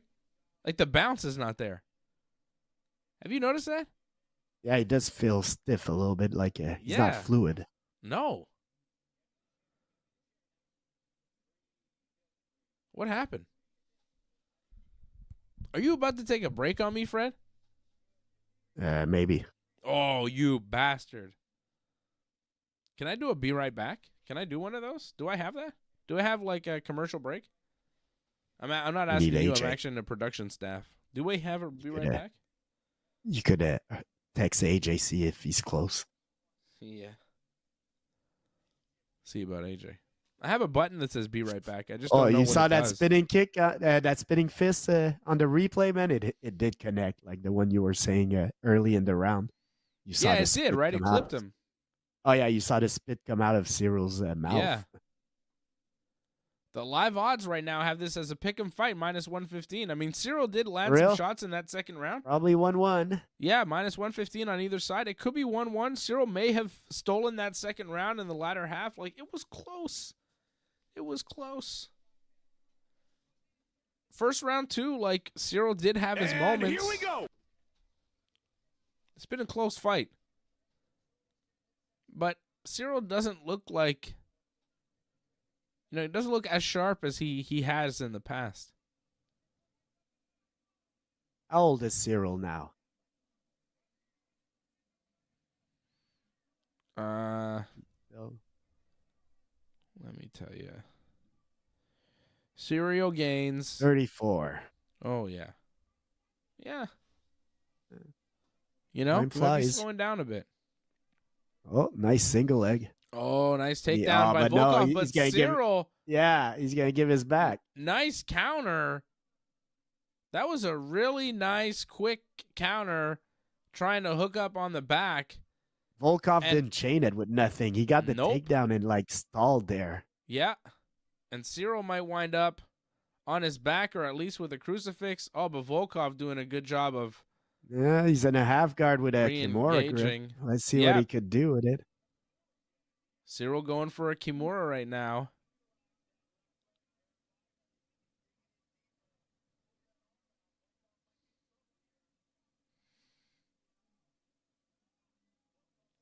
Cyril's got a hold of Volkov's arm in a Kimura grip. Volkov's got to be real careful in the half guard of Cyril Gane right now.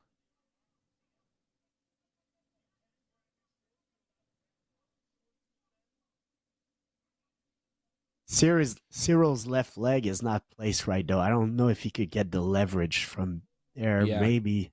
Yeah, he's trying to get that left leg over there. Yeah. But even there, it seems a little bit awkward, his position to get the Kimura. So I don't think he'll be able to get the leverage. No, Volkov is defending well. Oh, Cyril's trying to roll with it. To armbar. He might be able to yank it out there. Cyril's doing a good job. Yeah. This is some improved jiu-jitsu from Cyril. Oh, but he's going to find himself in bottom side control, I think, and in some trouble.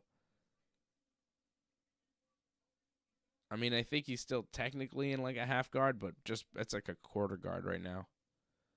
He needs to get his arm Volkov's arm out. Like until Volkov's arm's in front of his own stomach, Cyril's not gonna be able to get the leverage on the Kimura. And Fred knows what he's talking about. His Kimura is very good. Fred's got a good Kimura. Position I love. Yeah.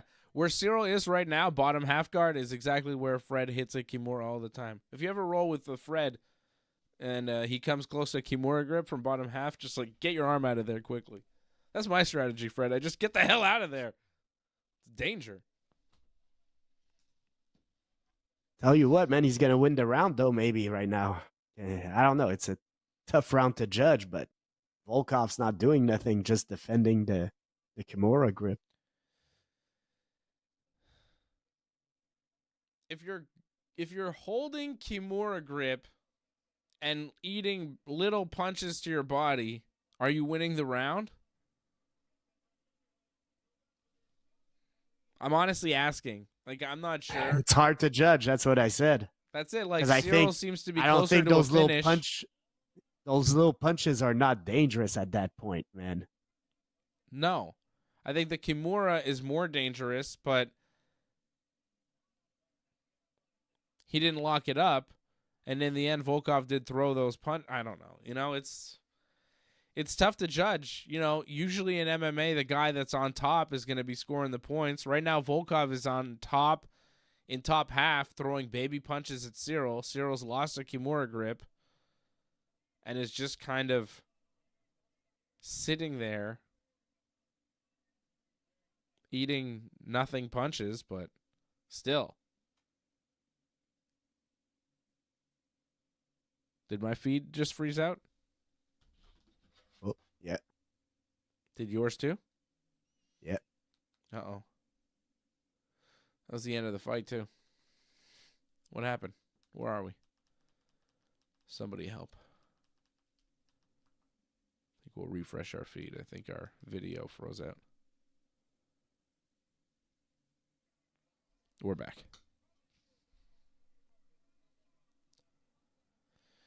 And Volkov finishing this fight on top of Cyril. Yeah, on top, man. That's gonna. I don't know. I think I'm gonna say it's a Volkov round. This one. I think he may have stolen the round. Cyril is just lying down at the He's end of this tired. fight, lying down on the mat, and Volkov with his arms in the air.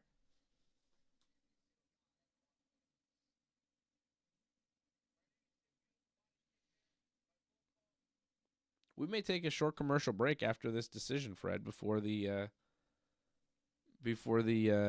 next for the co-main event. What do you think? Short commercial break?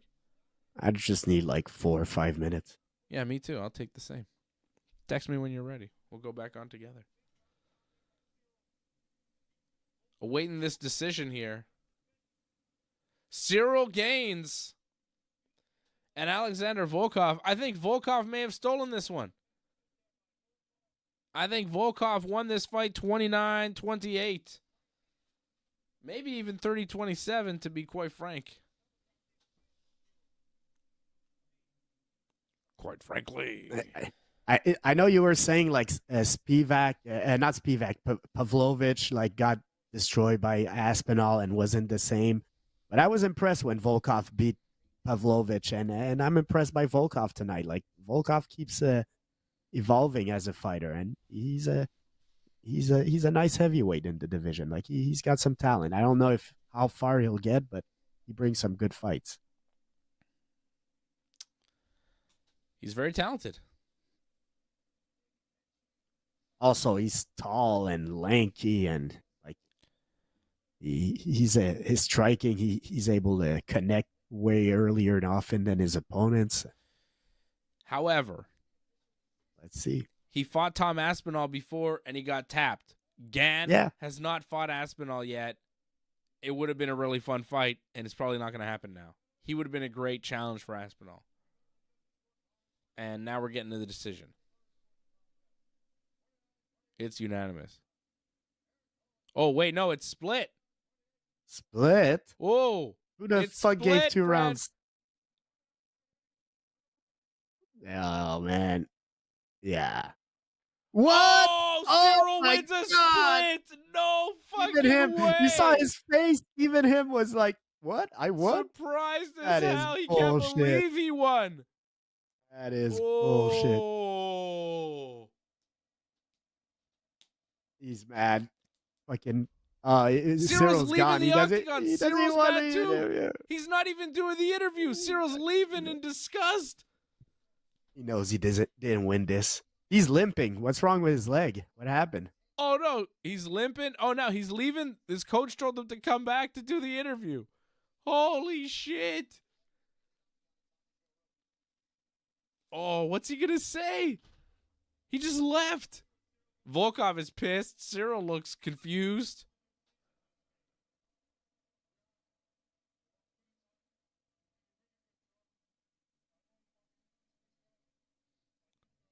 Cyril saying it was really tight. He did a really good job.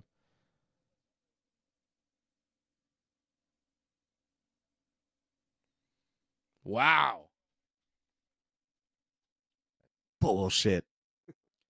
Yeah, I think Volkov won, man. Definitely, man. Like, in this last round, okay, Cyril held the Kimura grip for a minute and a half, 2 minutes maybe, but it was never close to getting finished. And I mean, the whole rest of the whole round, Volkov's on top, and once he got rid of that Kimura grip, he was doing some damage. So I don't know, man. That's a very weird decision. I'd like to see the cards, like the scorecards, see what rounds they actually gave him and all.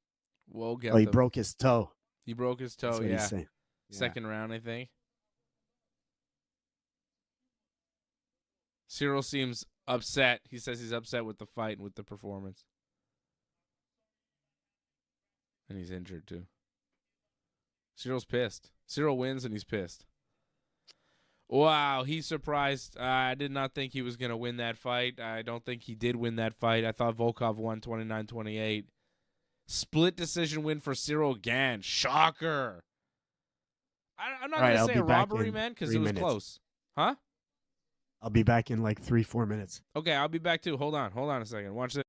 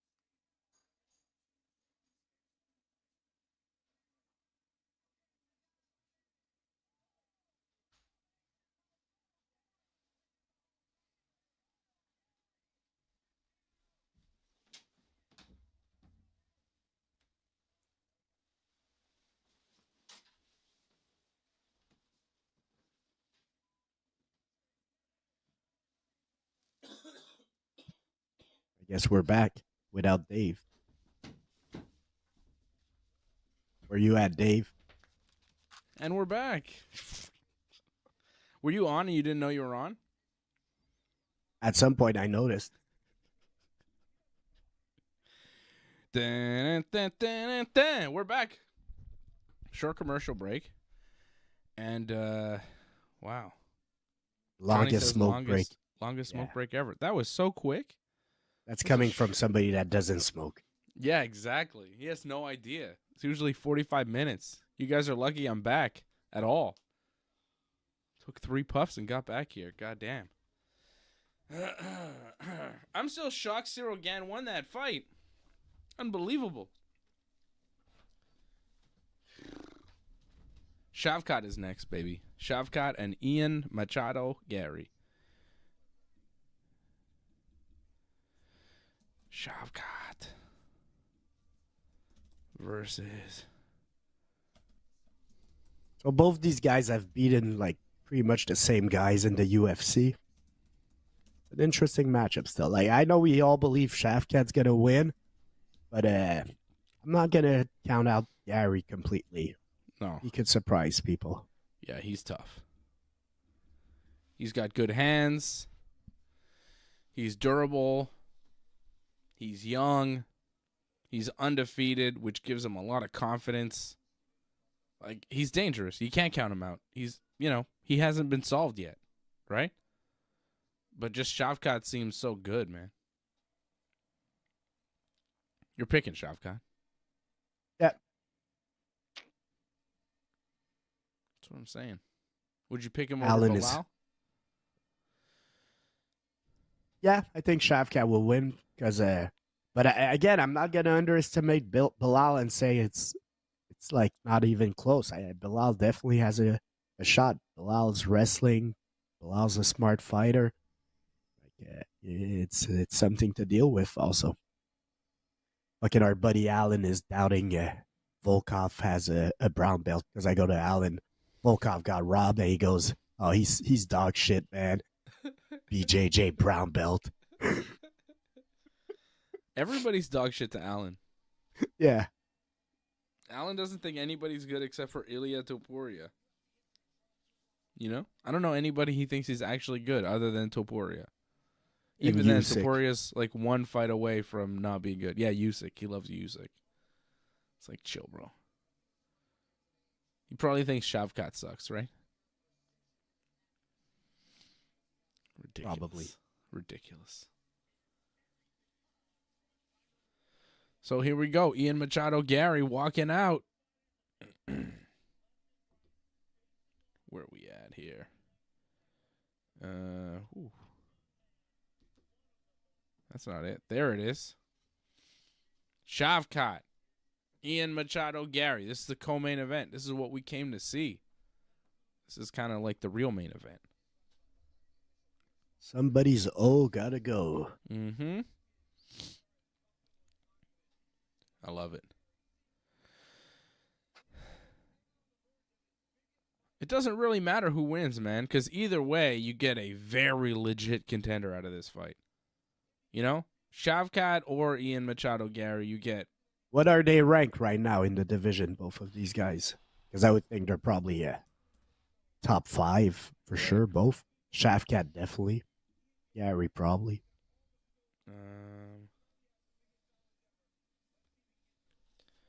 Right now, Shavkat is ranked 3. Gary's ranked 7. Okay. That's a little low for Garry, but who's in front of him? We got Leon Edwards 1 behind Bilal, who's the champ, obviously. Kamaru Usman 2. Then Shavkat. Then Sean Brady. Then Jack Della Maddalena. Then Kobe Covington. Then Ian Machado Garry. Okay. Colby's Next fighting week- who next week? Next week, Kobe Covington, number 6, is going to fight the number 9, Joaquin Buckley. So, I think Buckley's going to win that fight, too. I think Covington's done. Yeah, he's old. Yeah. It's time to move on from the Kobe Covington days. I think we're good. We're good. All right. Shavkat time. Shavkat about to make the walk. See people. Johnny North saying, oh, they're talking about Juan Soto in the chat. Soto to the Red Sox. Oh, my God. Did he? No. It's not happening. Johnny's just hopeful. He's wishful. It's a possibility. He's talking to the Red Sox for sure. Apparently, he's going to make his decision in like the next 48 hours, we should know. By the end of the weekend or Monday. We'll know for sure. I think he's going to stick with the Yankees. I think it's the best move. How much? How much is it going to cost? Let me tell you what the latest offer was. Because it was a lot. It was over 700. For how many years? It was 700 to 710 to $730 million range for, I think, 14 years. How old is Soto? 25. That is long. 14 years is way too long, man. Yep. 14 or 15 years.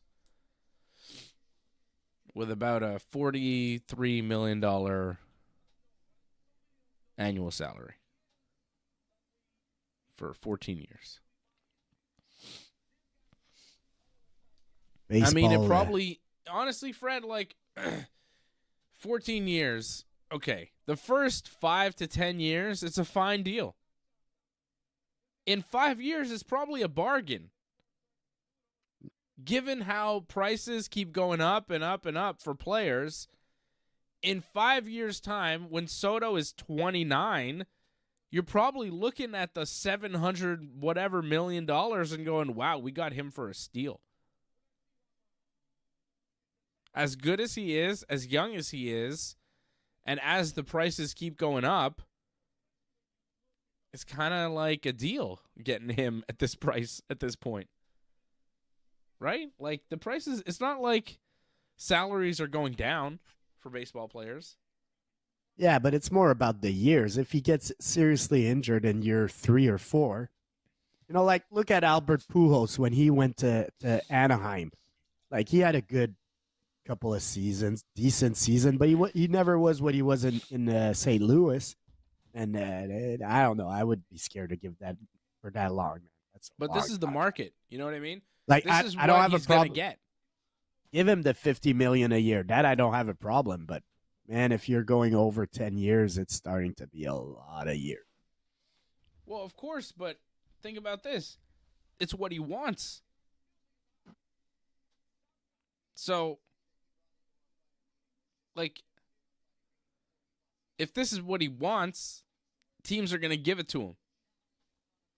So if you want to have this player, this is what players get. They get the contracts. He gets to call his shots. He's got to a point where he's this great that a team will give him a ridiculous deal where they know the last few years aren't going to be great, but whatever. You'll win with him. It's not like it's just the Yankees that are willing to pay this. Teams are tripping over themselves, outbidding each other, trying to give him this deal. You know what I mean? It's not like, oh, he's asking for it and nobody's really biting. Everybody's just desperate to give him the $730 million and just like, please come with us. Isn't there?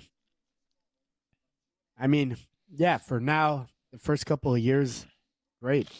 But at some point, man, that $50 million a year, you could spend it differently. But yeah, if that's the market, that's the market. For sure.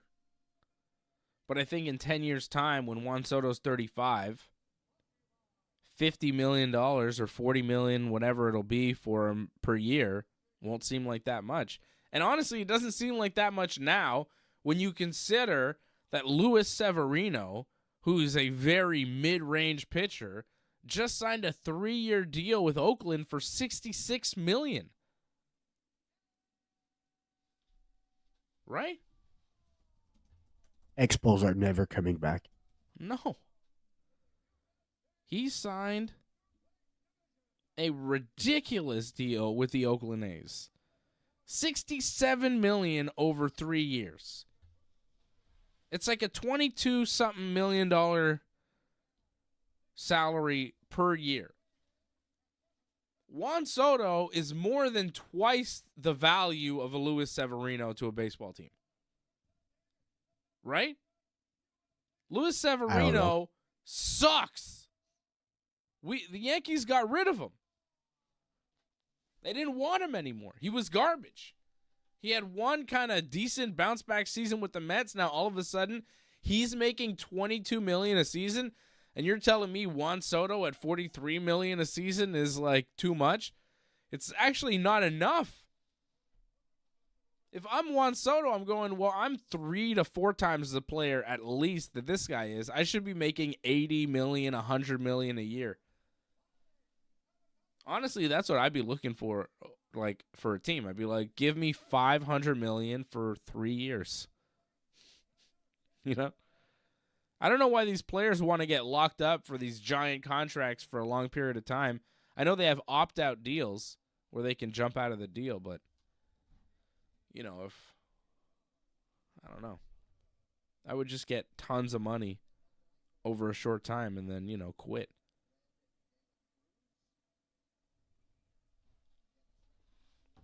All right. It's Ian Machado, Garry, and Shavkat Rakhmonov.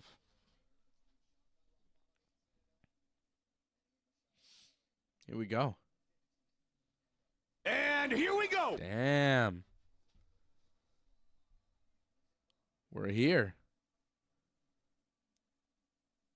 Shavkat fights feel like big deals every time now. You know? Feels like, ooh, Shavkat's fighting. It's like a title fight almost.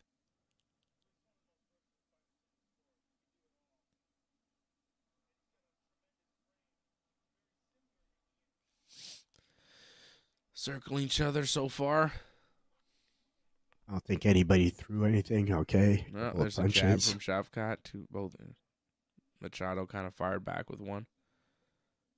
Shavkat's landed, though. And that's all that's really happened so far. First minute of action.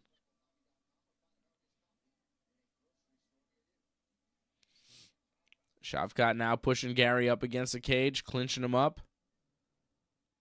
Could be looking for a takedown.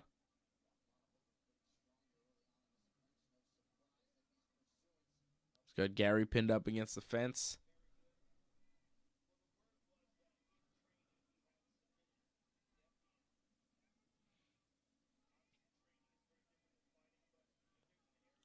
He's got double underhooks now on Garry.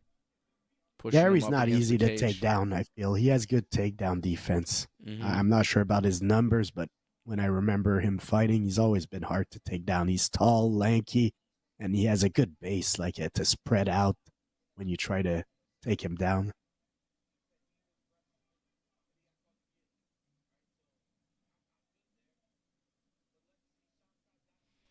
So far, you know, staying on his feet. Shavkat trying to off-balance him. But Shavkat's got a good hold of him. Like, he's not getting out, you know? He's not really able to get out of these underhooks. He's like, Shavkat's got double underhooks, and Garry's just kind of stuck right now.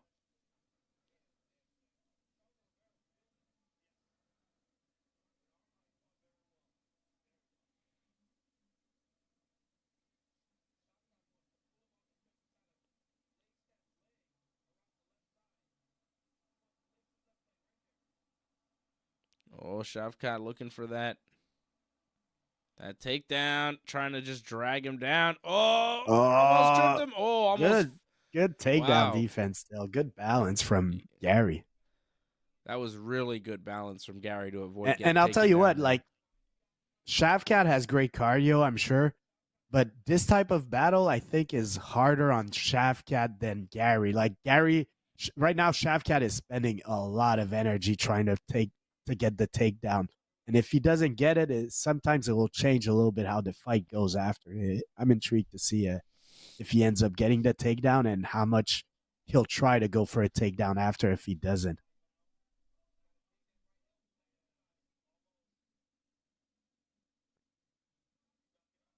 Shavkat, though, making Garry carry his weight a little bit, too. Yeah.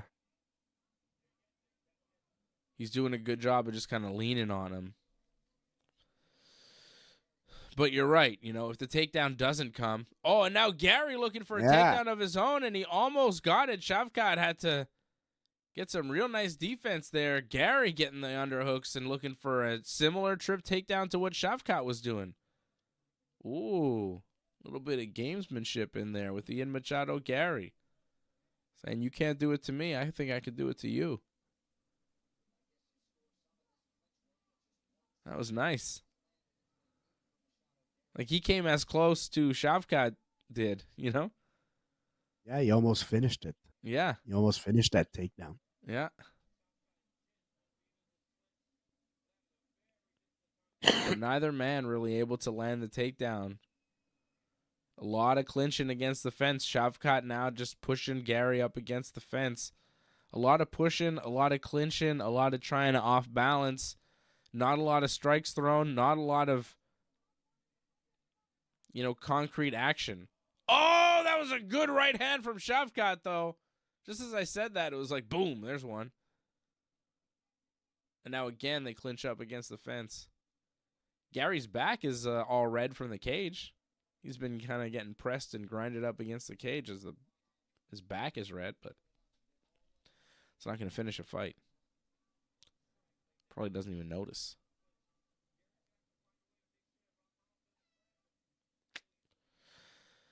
Interesting first round. I think that was Shavkat's round, but not very eventful. Probably. I'm interested to see how the second round starts. How quick they get into a clinch and all that, because Shavkat didn't get that takedown. Is he going to continue to want to pursue that strategy? Can he, if this becomes more of a striking battle, who has the edge?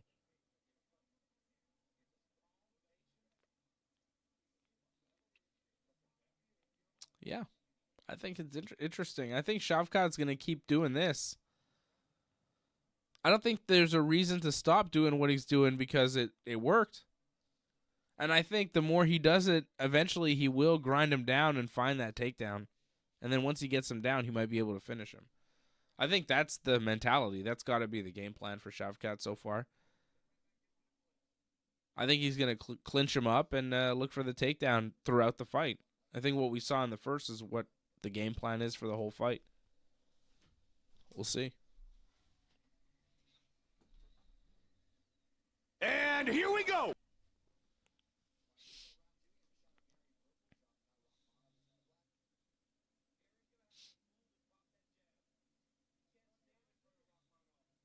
Nice kick. Yeah. I love John Jones. Garry with that push kick to the knee. Nice little jab from Garry. I think this is what he's got to do. I think he's got to stay away from Rakhmonov, not get clinched up, and just try to play at a kickboxing distance. But Rakhmonov is dangerous too.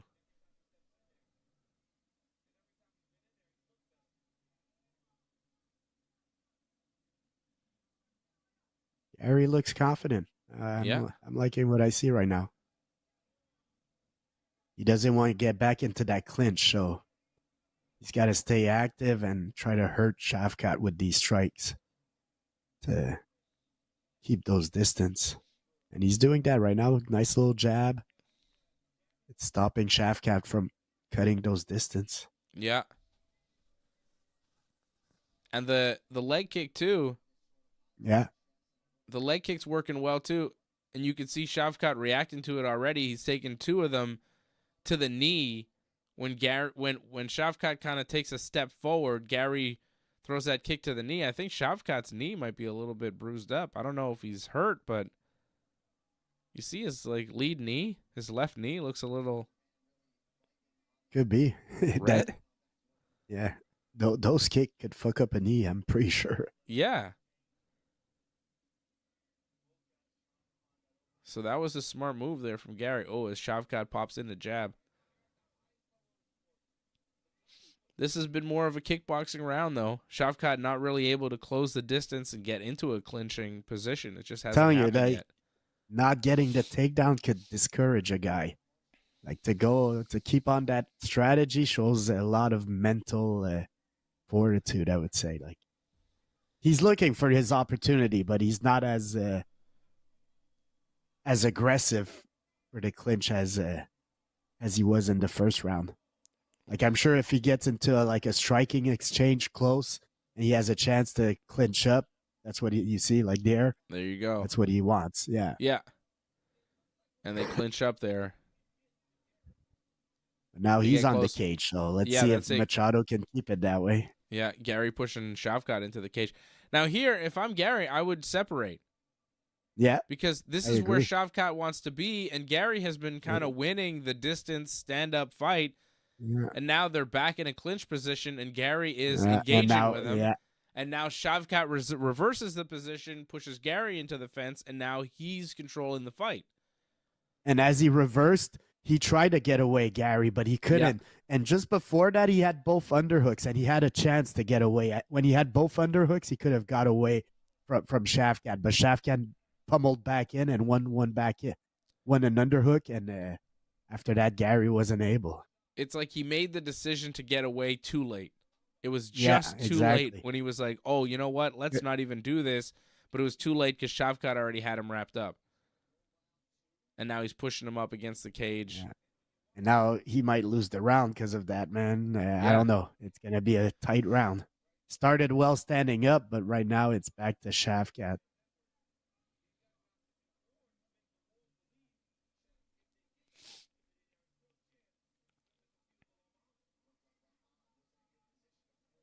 The judges that gave it to Cyril Gann, by the way, Fred, they gave him the Yeah. first 2 rounds.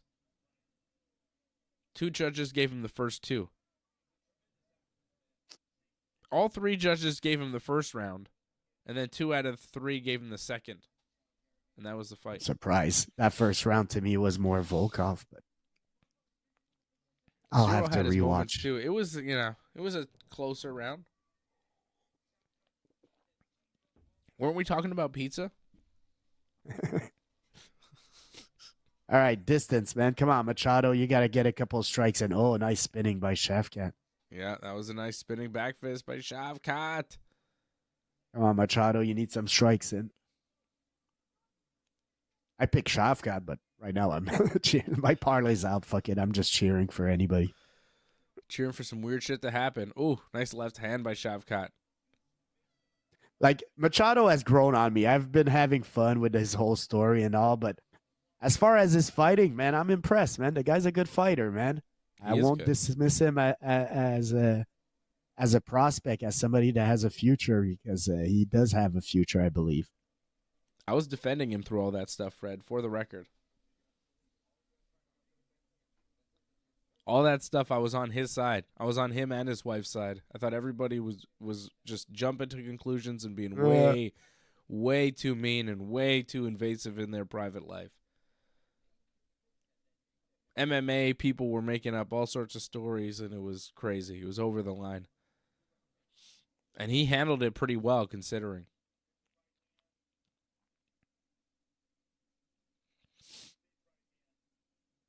But he's losing this fight. I think he lost the first 2 rounds. Probably. I've got Shavkat up 2018 so far.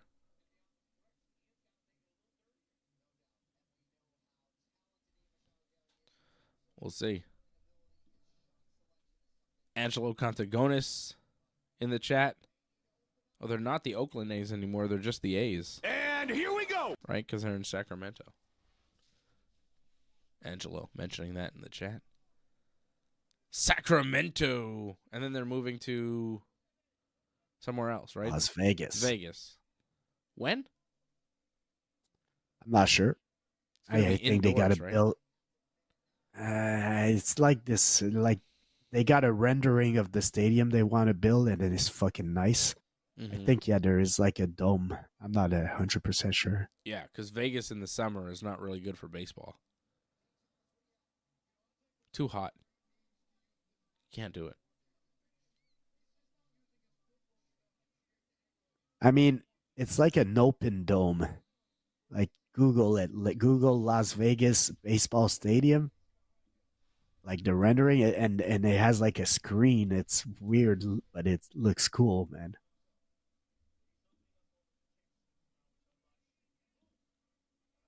Whoa.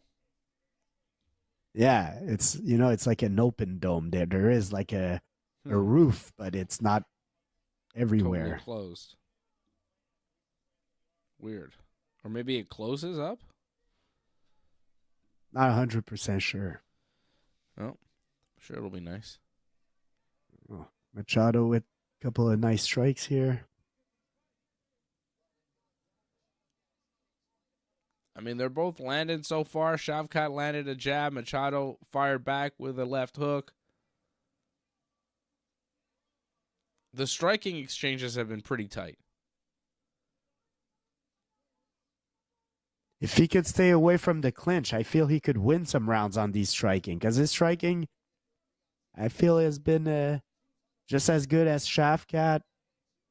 And where Shavkat really takes over the rounds is once he manages to get those clinches.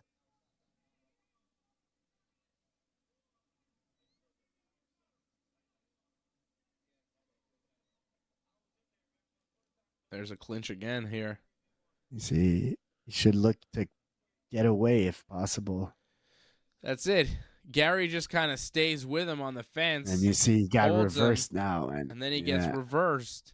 And then he gets his back pushed to the fence. He should have just disengaged immediately. And then he tries to disengage when it's too late. And Shavkat just keeps him pinned. This hasn't been a very exciting fight. You know? It's like... I mean, I respect the grind because I know, like, I don't have my sound on, so I wouldn't be surprised if the crowd is booing. But I know this is very hard physically to fight like this. Like, this is a grind on both sides. The guy going for the takedown is really spending a lot, and the guy defending has to be focused, like, completely, because as soon as Garry is off balance, Shavkat would get a takedown. So Garry is really focused on his defense. And so this is not easy. Like, this is, like, people might be booing, but this is far from easy to fight like that. They're not choosing to fight that way to take the easy route. No, but like, I mean, they just got separated because they're just kind of holding each other against the fence. It's kind of a stalemate is the problem. Like, it's not that it's not difficult and, you know, they're not trying hard. It's just they're not getting anywhere. I know. They're not stalling. But it's not by a lack of effort. Shavkat is putting in the effort to get that takedown, and Gary's putting in a fucking extra effort of not getting takedown. So yeah, I still respect the craft, but yeah, I understand that it's not the greatest spectacle. just that separation, you know. They had to separate. I think the separation wasn't bad. I'm usually against it, but I feel like they were just kind of holding at that point. Nothing was going anywhere. Just separate, see what happens. Ian Garry's shorts, like the back of his shorts, are ripped. Like on his ass, real? the shorts I are didn't ripped notice. open. You see that? I didn't notice. Yeah. See that? Oh, nice right hand from Shavkat as the round comes to an end. It's probably 3-0 Shavkat. Yeah. But who knows, man? That last fight, man, the judging was a little off, in my opinion. So who knows? But I would lean towards 3-0 Shavkat. Yeah, I would too. But, yeah. I've not loved this fight. I'd like them to turn up the heat a little bit. Something, maybe take a little bit more risk. There's just kind of... Garry needs to take more risks. They want to change his shorts. They have new shorts for him. They're like, do you want to change your shorts? And he's like, what? Okay. Now they're putting a towel around him so he can take his shorts off. It's the first time I've ever ripped. seen that. I have never seen that ever. They have new shorts for him that they're giving him. Like, I knew like fighters are required to have a second mouthpiece in case that the first mouthpiece gets lost or whatever. I didn't know they were required to have a second pair of shorts on hand. This is crazy. I've never seen this before. He's got to tie them and everything too? What the hell? That's nuts. His shorts were ripped. So they gave him a new pair of shorts between rounds, and he got them on. And here we go. Now we're in the fourth. I've never seen that before.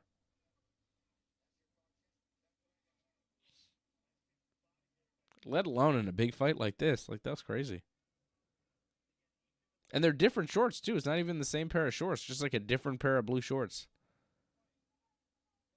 They look similar. They look maybe a little longer, no? Yeah, they're longer. They're different. It's not the same shorts. I would guess, like, because since who does it? Venom? Like, I Yeah. would guess the fighters, they get there and they got different models and they choose whatever, like you got the short, tight ones or you got the more baggy like Shavkat has. They probably have at least 5-6 different options to choose Yeah. from. Yeah.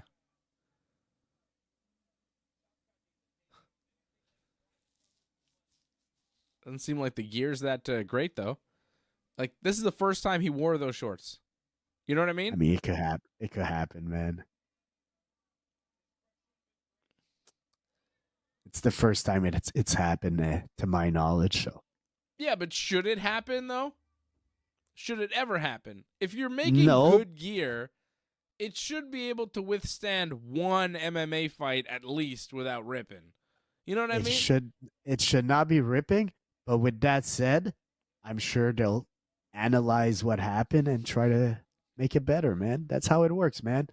Like in NASCAR, they'll always analyze the car after the crash to see, like, hey, what went wrong? Why did this part of the car crumbled in? Why did this happen? So I'm sure they got a research and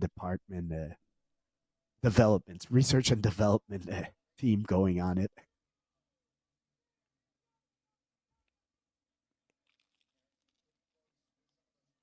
Machado's looking a little tired now. I know Shavkat just went in for a takedown. Oh, Shavkat got the takedown. He got it. I saw his face. I saw Machado's face like, oh, he doesn't look the same now. He looks like he's puffing a little more, and Shavkat should have probably saw the same thing. And He's and got this a great might killer instinct, man.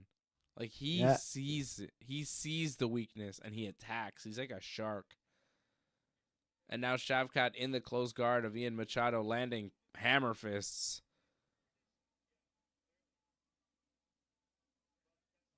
It's like he saw something in Ian Machado and then he went for that takedown hard.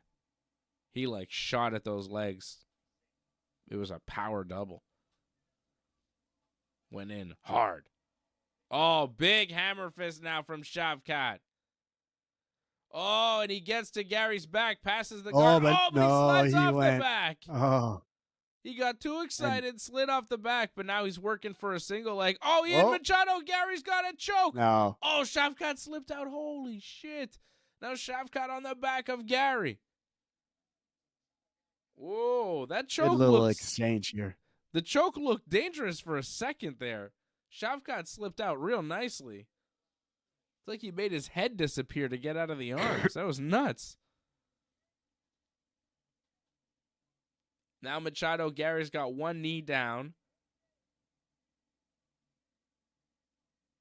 And Shavkat on his back.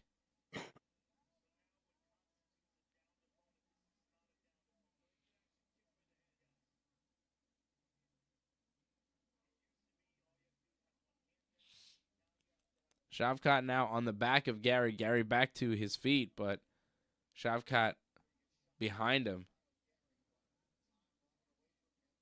with that body lock. Still got a hold of him. Trying to whip him around and throw him down, but Garry, nice balance, stays on his feet.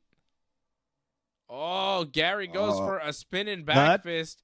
Shavkat goes for the takedown. Garry looks to counter with a guillotine, but it was not there. Yeah. Shavkat pops his head out pretty quick. Now in the guard.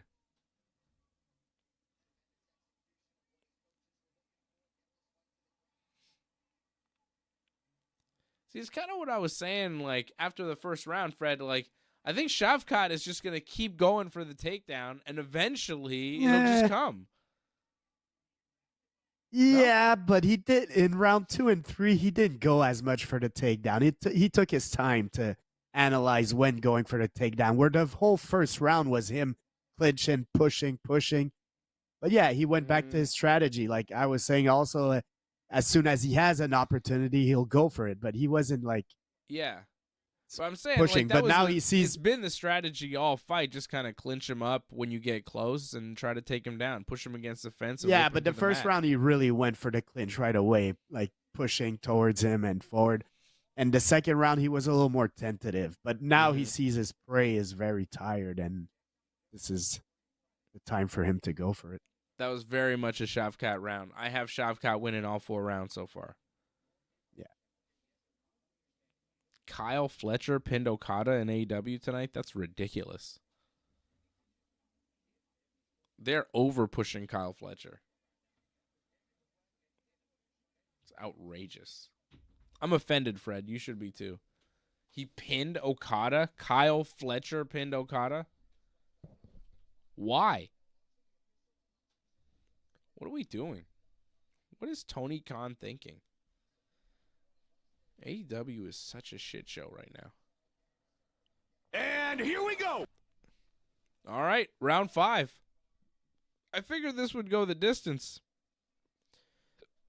I don't want it to, but I kind of thought it would. Shavkat by decision was my pick, and it looks like we're going to get there. Shavkat threw a spinning kick, almost landed on Garry, but Garry just out of the way. Oh, Now Shavkat going for that takedown again. Garry defends. Shavkat still chasing it.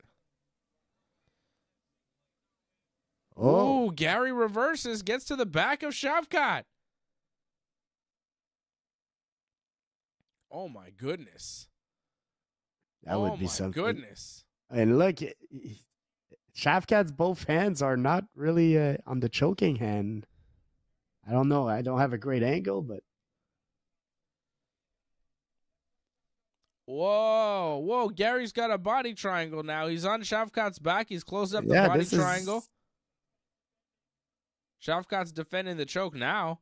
I think he was just trying to defend the body, defend the legs, but then he lost that battle, and now he realizes he's in way more trouble than he thought he was. Garry has to be aggressive got here. His back. He needs a finish. Oh my God, he's gonna squeeze hard. Oh my God. I don't know. I don't like the angle. Can he finish him from here? I don't like the angle. You want to Hamzat him. Hamzat him like Robert Whittaker. Yeah. Oh my God. Garry's now squeezing. maybe. He might be getting Shavkat. Shavkat is in big trouble. Ian Machado, Garry on the back, and he's putting the squeeze on. He doesn't have him under the chin, but he is squeezing Shavkat his face. Oh, Shavkat is it hurts, but he's gonna survive. He's gonna keep fighting unless he gets choked there's out. 3 minutes left. You're gonna have to choke him unconscious to beat him. He's not gonna tap to pain. And Shavkat turning in. He's gonna turn in and get out of the back mount. Garry's not giving up the body triangle, but he really should. He really should readjust. I mean, if he lets go of the body triangle, Shavkat's going to end up in his guard, and I think is going to be the end of the fight. But yeah, he doesn't have much here either. No. Like, ideally, he would be able to pass under Shavkat's left arm and go back to the back, but Shavkat's left arm is blocking him for that. So. See, right now, separate the body triangle, go to the hips, or close the guard. Like, the Yeah. body triangle now is so not offensive. Like, he had moments, but for some reason he's staying locked into this position. He's not going to be able to get offensive or get off his back. Like, right now, he's in the guard, and it's like that body triangle. It's not good for him. Tell you I what, think man, I Shavkat think this knows was it. a great fight, man. This has been a Yeah. very interesting fight.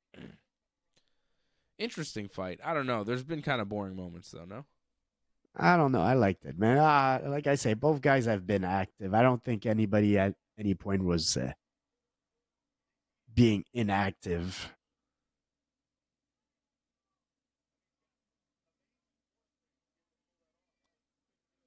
No, they both were fighting the whole time, that's for sure. They didn't take it easy. Just a lot of moments up against the fence where neither guy was able to make anything happen. But we have had some very exciting moments in this fight. Especially just there with Garry on the back of Shavkat trying to squeeze him to death and get a finish. Shavkat was in some real danger. But now he's out of the danger. He's on top of Garry. He has passed the guard. And now he's on the back of Garry throwing punches. No matter what, even if Ian Machado Garry does lose a decision here, he will be the first man to go the distance with Shavkat. He's already spent more time in the octagon than anybody else in Shavkat's career. No one has gone past the third round with Shavkat Rakhmonov, and Ian Machado Garry right now in the dying seconds of the fifth round. About to see the judges. No one else has gone the distance with Shavkat Rakhmonov. Everybody else has been finished by this man. Impressive performance no matter what. I think Shavkat's going to take the decision, though. I'd be shocked if he didn't. But, hey, we were shocked that Volkov didn't. I mean, I think even Cyril and Volkov were shocked. Cyril looks shocked. Volkov looks shocked and mad. Cyril looks shocked and mad, too, and he won. You know? They both looked upset by the decision. Good fight, man. That was a good fight, man. Props to both of them. They delivered. I liked it. And yeah, Shavkat is this is not an interim title, right? This is just the number one contender. Yeah. And how long is Bilal out for? Few months, I think. I think these guys fight in July. Bilal and Shavkat probably 6 months from now. July. That's far. June, July. Well, they got to do Ramadan in like March or something, right? So that delays everything.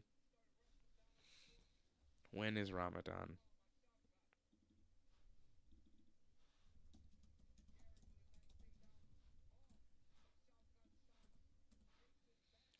Ramadan 2025, February 28th to March 29th. Like, that takes a big chunk out of Bilal's schedule and probably Shavkat's schedule, I'm guessing.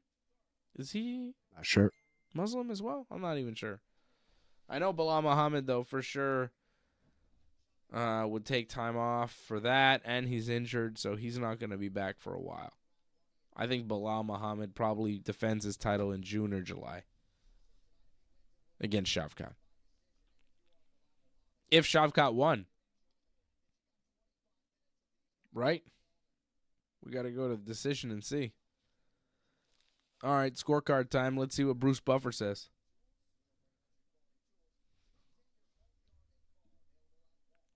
Who won this fight?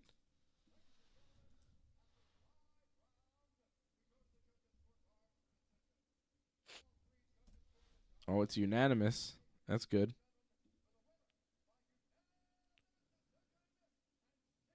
48-47. 48-47. That's 3-2. Shavkat wins 3-2. Damn, Closer that was than we closer thought. than. Yeah. But yeah, Machado won the last round, and maybe he stole another round. You know, like I could see that. Yeah. Because I think he won Machado the definitely fifth. won the last round. Yeah. Yeah. Like, Might have that- been that another choke round in attempt there, maybe. was very- Yeah. maybe the second. I'm not sure. But whatever. Either way, unanimous decision win for Shavkat. Winning 4-1, 3-2, 5-0. Either way, it's a victory. It's the right decision.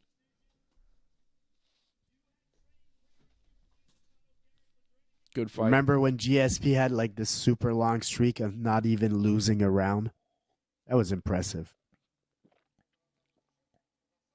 I wonder if does he have the record for that? Who has the record for the most consecutive rounds being scored for you? Might be Jordan. Might be Khabib. Something happened, Dave. Did something happen to your feed? Yeah. My feed kept working, but your feed dropped out. I don't know why.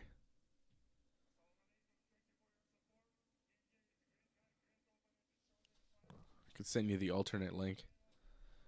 Mine's working. It's just Freddy's is. I go back to VLC maybe because I'm using it. Yeah, you're watching it on our feed here. Yeah. VLC. Uh-oh, mine just froze out too. Yo, what the hell? Uh-oh. Shavkat was talking about Bilal Muhammad. Bilal is there watching the fight. I mean, that's next.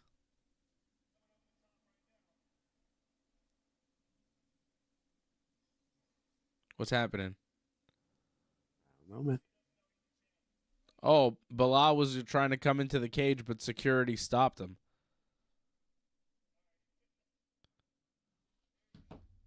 Fred, you have the do you have a feed going right now? Are you good?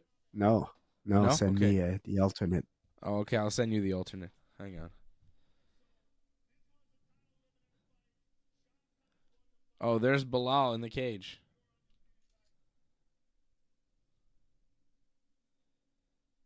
And my thing is freezing. My shit keeps freezing. I wanted to hear what Bilal's saying, but my video just froze out. What's going on here? It's annoying. AJ's in the chat. He's bringing us his bad. Yeah, it's AJ's bad bad energy, man. It's always AJ screwing stuff up, man. What's AJ even doing here?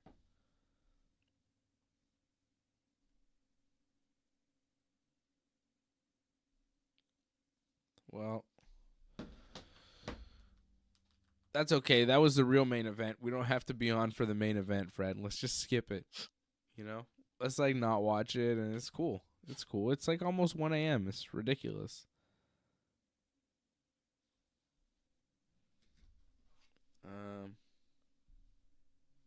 I mean, I have other options I could send you. But Yeah, I know.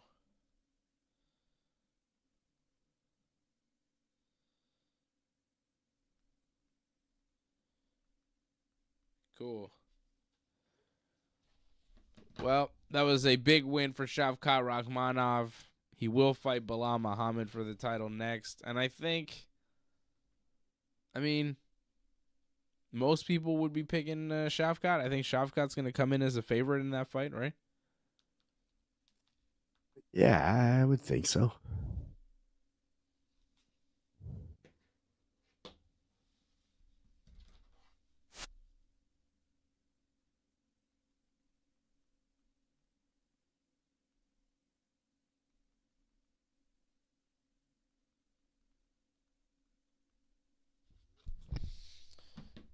All right. Well, we're No more injuries. Let's see who's the better man. That's what Shavkat told Bilal. Yeah, no more injuries. Bilal was this is supposed to be the title fight tonight, right? They're supposed to headline this card for the belt.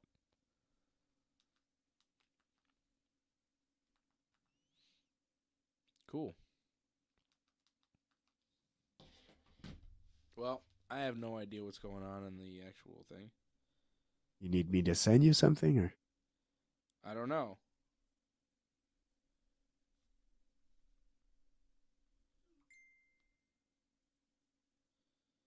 Oh, this is fucking crazy. Ridiculous. I don't know what's going on.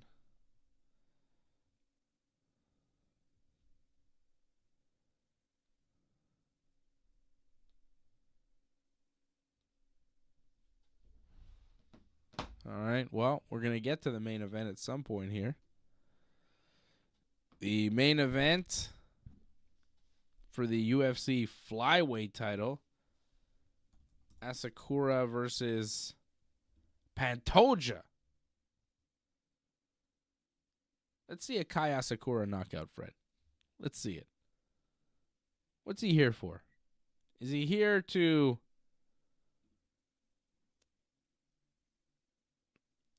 just be a challenger, or is he here to be the new champion? Let's see something from this guy. The thing I saw from his highlights is he's fought I think most of his fight in Japan or overseas with different rules, and all the highlights they showed, he always has like these kicks to the head on the ground, and I'm like, yeah, but can't do that here. So let's see how he transitions. The rules aren't exactly the same. He does seem for a 125, he seems very big. Like they were showing him when he weighed in, and he was like super dehydrated, like lost a lot of weight to make 125.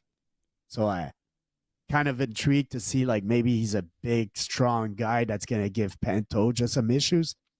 At the same time, losing a lot, cutting a lot of weight can affect your performance. And Pantoja has a good gas tank. He's able to go 5 rounds and not slow down much. So I got Pantoja. I don't think I don't know enough about Asakura, so that's another issue. But I got Pantoja.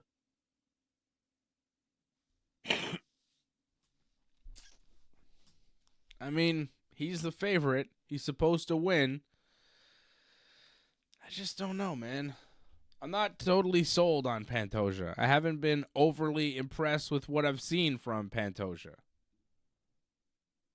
He hasn't been the most dominant champion. He's 34 years old. He's got a 28-5 record. Who has he beat? He beat Brandon Moreno by split decision, beat Brandon Royval by decision, and Steve Erceg by decision. Like, he just hasn't really done much. He hasn't been overly impressive. That's the division, though. Those are like the division's a little lacking in names right now. But those are the guy like beating Brandon Moreno. Moreno was the champ for a while and all. Brandon Royval, I agree. He's not a great fighter. Steve Erceg either, but there's not a lot of contenders in that division. But it's not that, it's not that he's beating guys that aren't big names. It's that he's barely beating them. Like, if he were smashing people, I think people would be more excited to see Pantoja fight. But, he's going to decision.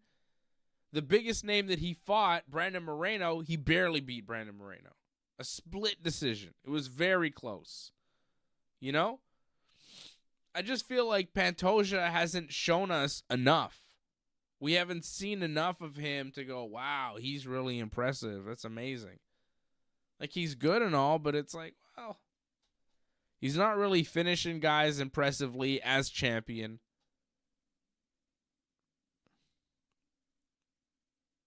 I feel like Asakura would be a fun champion for the UFC. We'll see. Asakura was a champion in RIZIN. He's 31 years old. This is his UFC debut, 21-4 as a pro. I'd like to see him win. I just want to see something fun. Because this guy's got a fun style. He knocks people out, does flying knees, spinning kicks. He's got style. He's very flashy. I like him. We've seen Pantoja. The Pantoja show isn't that exciting. I want to see what the other show's about. You know what I mean? I mean, like I say, the division's a little bit lacking of star power. So if anybody can come out and with a bang, like let's say he wins with something flashy, yeah, he could become a star. If he just wins a boring decision, he'll just be the next boring champion of the division. But yeah, that division, I don't know, like, who's been champion since Demetrius left? Like, Cejudo beat him. but then retired. And who was champion after Cejudo? Was it Figueiredo right away, or was there somebody else? But anyways, the division since Demetrius is gone has not been the same. Oh, the feed is back, Dave. Our feed is back. Yeah, I know. I saw that. Very exciting. We missed nothing. Did you wake up our tech? No, I think he's been up. He stays up. Oh, he stays up. Damn. Oh, yeah. It's exciting times, man. Very exciting times. It's UFC 310. We are here. We're on Rumble. We're on YouTube. We're on all the things. Shout out to everybody watching on Rumble tonight. Shout out If to you're not everybody on subscribed, YouTube. subscribe. Yeah, subscribe to us on Rumble. Follow us on Rumble. Subscribe to us on YouTube. Doesn't cost nothing. Subscribe. And if you want support over at join.ringsidereport.net or Now, Dave, membership.ringsidereport.net. Dave, I'm kind of ashamed because as I'm telling people to subscribe, and I told that last week also, I see that I got two different YouTube accounts, one for my computer and I have one on my phone. And I see I'm not subscribed on the one on my computer, so I'm going to subscribe right now. Done.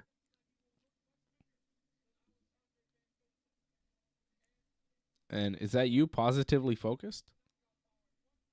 No, Oh, okay. That's somebody else. I think my name is someone. Quelqu'un. Oh, nice. What an original name, Fred. You're really trying hard with that one. You want to take a look at the scorecard for Shavkat and Ian Garry? Sure, why not? Mike Bell scored it 48-47 Shavkat, giving Shavkat round 1, 2, and 4. So Garry went in 3 and 5. And that is also how Chris Lee saw it. And also how Ron McCarthy saw it. So all three judges seeing the fight exactly the same. 1, 2, 4 for Shavkat. 3 and 5 for Ian Machado Garry. You seeing this? This rarely happens. Over a 5-round fight where all three judges score all 5 rounds exactly the same. Trying to remember round 3 because I think round 2 maybe I would have gave to Garry. I'm trying to remember. Maybe I'm mistaking both rounds, but yeah. Yeah. If all three judges saw it that way, I guess that's the one. They must be right. 5 for sure. 3, okay. I mean, I'm gonna play the AJ role and say, like, you got to give it to Ian Garry, man. He gave a good fight, man. There you go. So I got no problem with this scorecard. It's fine. Garry fought well. Shavkat wins in the end. I want him to fight sooner than June, though. Like, if Bilal's fucking getting in the cage to say all that and Shavkat says, like, no fucking injury, well, both of you guys fucking get it done, man. Don't give me no, like, June fight, July fight. That's way too far. Yeah. Come on, man. AJ's in the Ramadan chat. start. Should AJ No, come on the Ramadan. show? Why doesn't AJ come on the show? AJ, what are you doing? If you're in the chat, you should come on for the main event, no? Well, I'm going to speculate that he's at his own place because it's late at night. Yeah. And it's probably going to be an issue with the internet. Yeah, he's got nothing set up. Can I get him a taxi? AJ says, Dave, can you get me a taxi? To where? Why? Where are you trying to go? Where are you right now? Well, on our personal chat, he was saying something about, like, he was, like, in a police drunken driving thing there where they test you. Oh, okay. I guess he was driving. He was out. He was partying. I don't know what he was up to. AJ needs a lawyer. Somebody help him. He really does. He really does.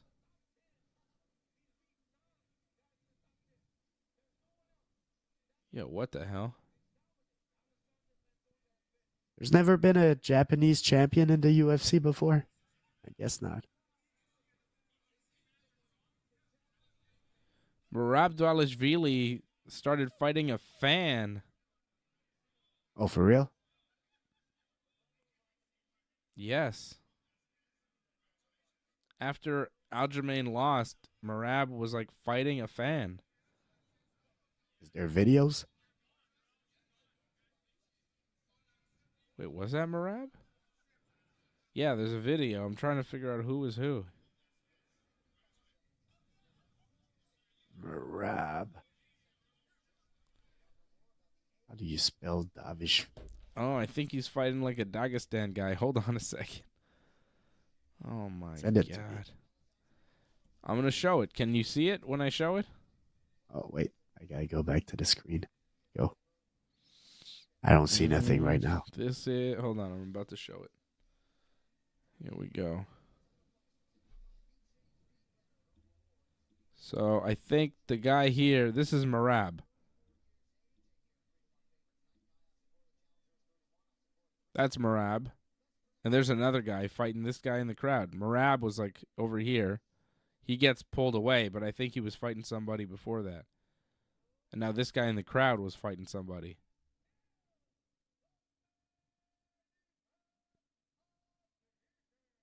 Not sure who this guy is, but this guy was fighting Merab.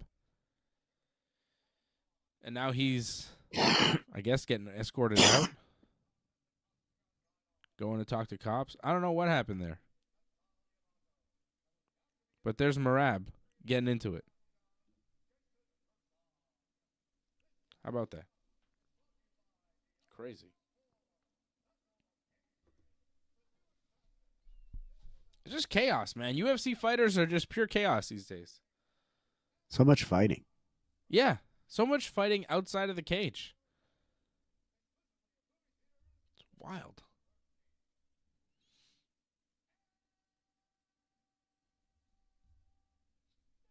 Merab, it's not the first time he fought a fan. He, like, jumped a thing in the summer. Went after some people. He seems like a little bit of a hothead, but he's entertaining, man. I'm a Merab fan.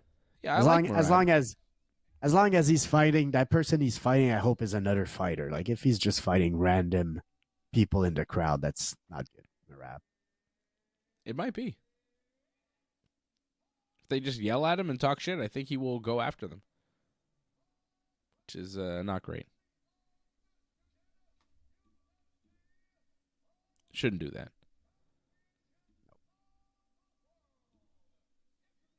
Don't assault the public. Yeah, don't assault fans. You know, there's going to be drunken fans that are going to say rude shit to you. You just got to keep walking. You know, I know it's got to be tough for a UFC fighter, especially when your friend just lost a fight and you're intense and it's, you know, fight atmosphere and you got opponents around you and you're angry and maybe they're saying horrible things to you, you know. But just because they said horrible things to you doesn't mean you can attack them. Because if you do, you're going to get yourself into some trouble, you know? It's just not good. Patrick C. Hamilton dropping the 777 super chat. He says, my low expectations were met. I better get rewarded for staying up for the main event. Patrick's not loving this UFC 310 card. I mean, it's had its moments. You know what, man? I did take 0.5 of mushrooms, so that might affect the fact of my enjoyment, but I'm enjoying it. Yeah, I'm having a good time too, but it might be the mushrooms, so I don't know, friend. It might be the mushroom. It might be the mushrooms. As you can see, I'm not falling asleep as I usually do, which is kind of weird. So I know, me too. I'm wide awake, and I was falling asleep during the prelims. For some reason, I'm awake again. Is it just the coffee? I don't know. No, I don't know. Shout out to Patrick C. Hamilton. Thank you, Patrick, for staying up with us. I hope you're rewarded a bit by our show. I hope it makes the UFC pay-per-view a little bit easier to watch. Shout out to Patrick. Thank you for being the super chat leader tonight. Thank you to Doug Hepburn for checking in. Shout out Doug. Shout out Angelo Contagones. Shout out to Leor as well. Jason Pete out in Mexico. A lot of members checking in. Antoinette out in Toronto. What's up, Antoinette? Over at join.ringsidereport.net. Thank you for And here we supporting the channel. as we start the main event for the last pay-per-view of the year, UFC 310. It's the flyweight championship. Oh, Asakura with a flying knee. Pantoja catches it, though. Goes for a takedown. Asakura defends, spins away. Uh-oh. Oh. I don't know. Asakura doesn't look great as of yet. Pantoja landed a nice left hand and got a momentary takedown, but Asakura got back to his feet. Now pushing Pantoja up against the fence. Asakura seems dynamic, though, doesn't he? That flying knee, like he's going for it. I like the excitement.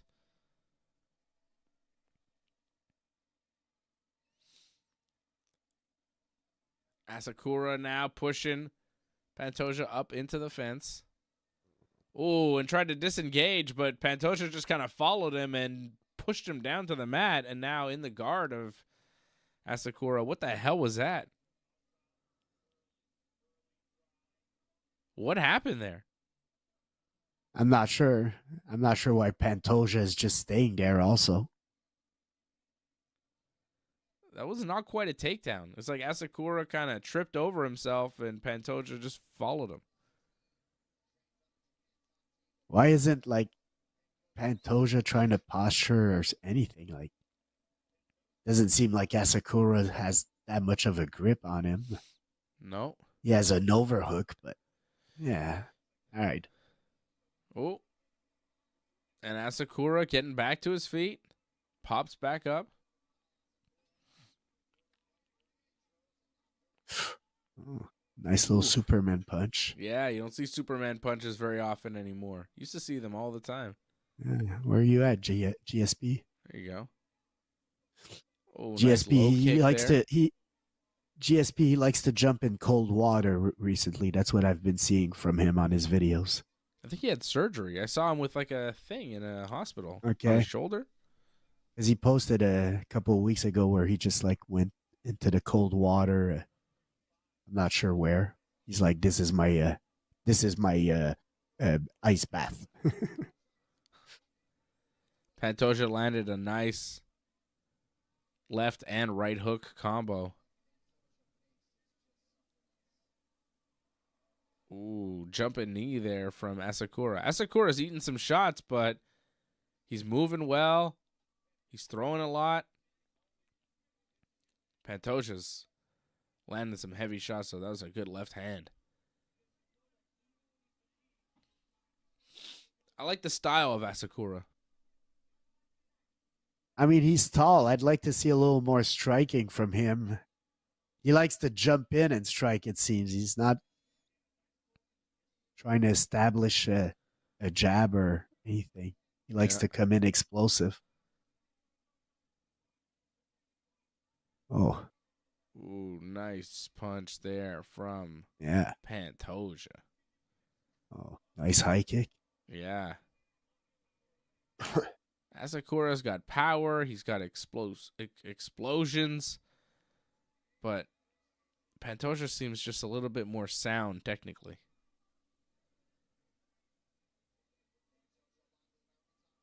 Oof. Nice combo from Pantoja.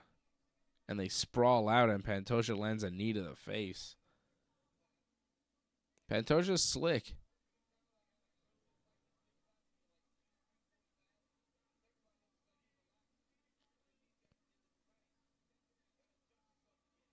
Oof, man. Left hand and a body kick there from Pantoja. Pantoja seems to be landing big, heavy punches, but you know, Asakura's eating them and moving forward. He's got a chin on him.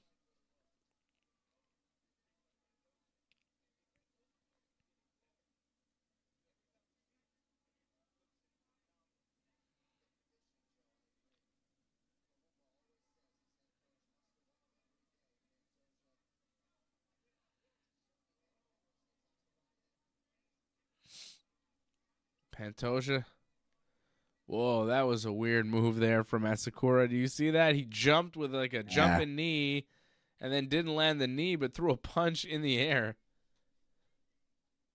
I don't think there's much power behind that, though. But I like the creativity, you know. I like the way he fights. I like the style. He did land a jumping knee at one point during the fight, but he got caught and he got taken down.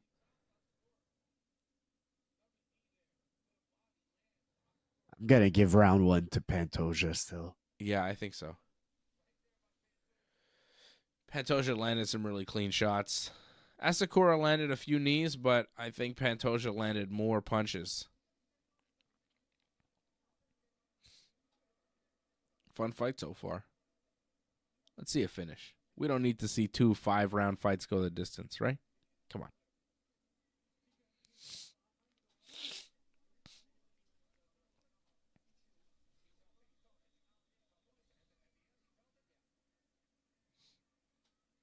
All right. Pantoja probably winning the first round 10-9. Asakura promised a knockout at the press conference, Fred. He said, I'll knock him out, I promise you. I don't like a guy to show up in the UFC and promise something and then not deliver. And here we go. It's your first fight in the UFC and you promise me something. You better deliver. I don't think I've ever seen anybody promise to win by decision, though. I promise you guys, I will grind out a close decision. And I will win that decision, hopefully, if the judges see it in my favor. Ooh, nice little trip takedown from Pantoja. Jumping on the back of Asakura. Asakura, though, wise to it. Not allowing Pantoja to fully control the back.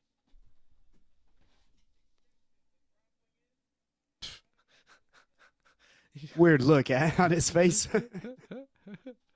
It's like, well, I'm just chilling here. Pantoja's just standing here with his leg on me and nothing's happening, so I'm just going to relax. That was a funny look from Asakura. I like it, man. He's a showman. He's entertaining. He was criticizing Pantoja for not being entertaining enough as a champion, not being dynamic enough. And I can see why, because his whole style is like entertainment and being flashy. It's not working for him, though. He's got his back taken. He's probably going to get rear naked choked here in a minute. Pantoja on his back. Very dangerous jiu-jitsu. Asakura in big trouble right now as they are on the mat with Pantoja full body triangle on him.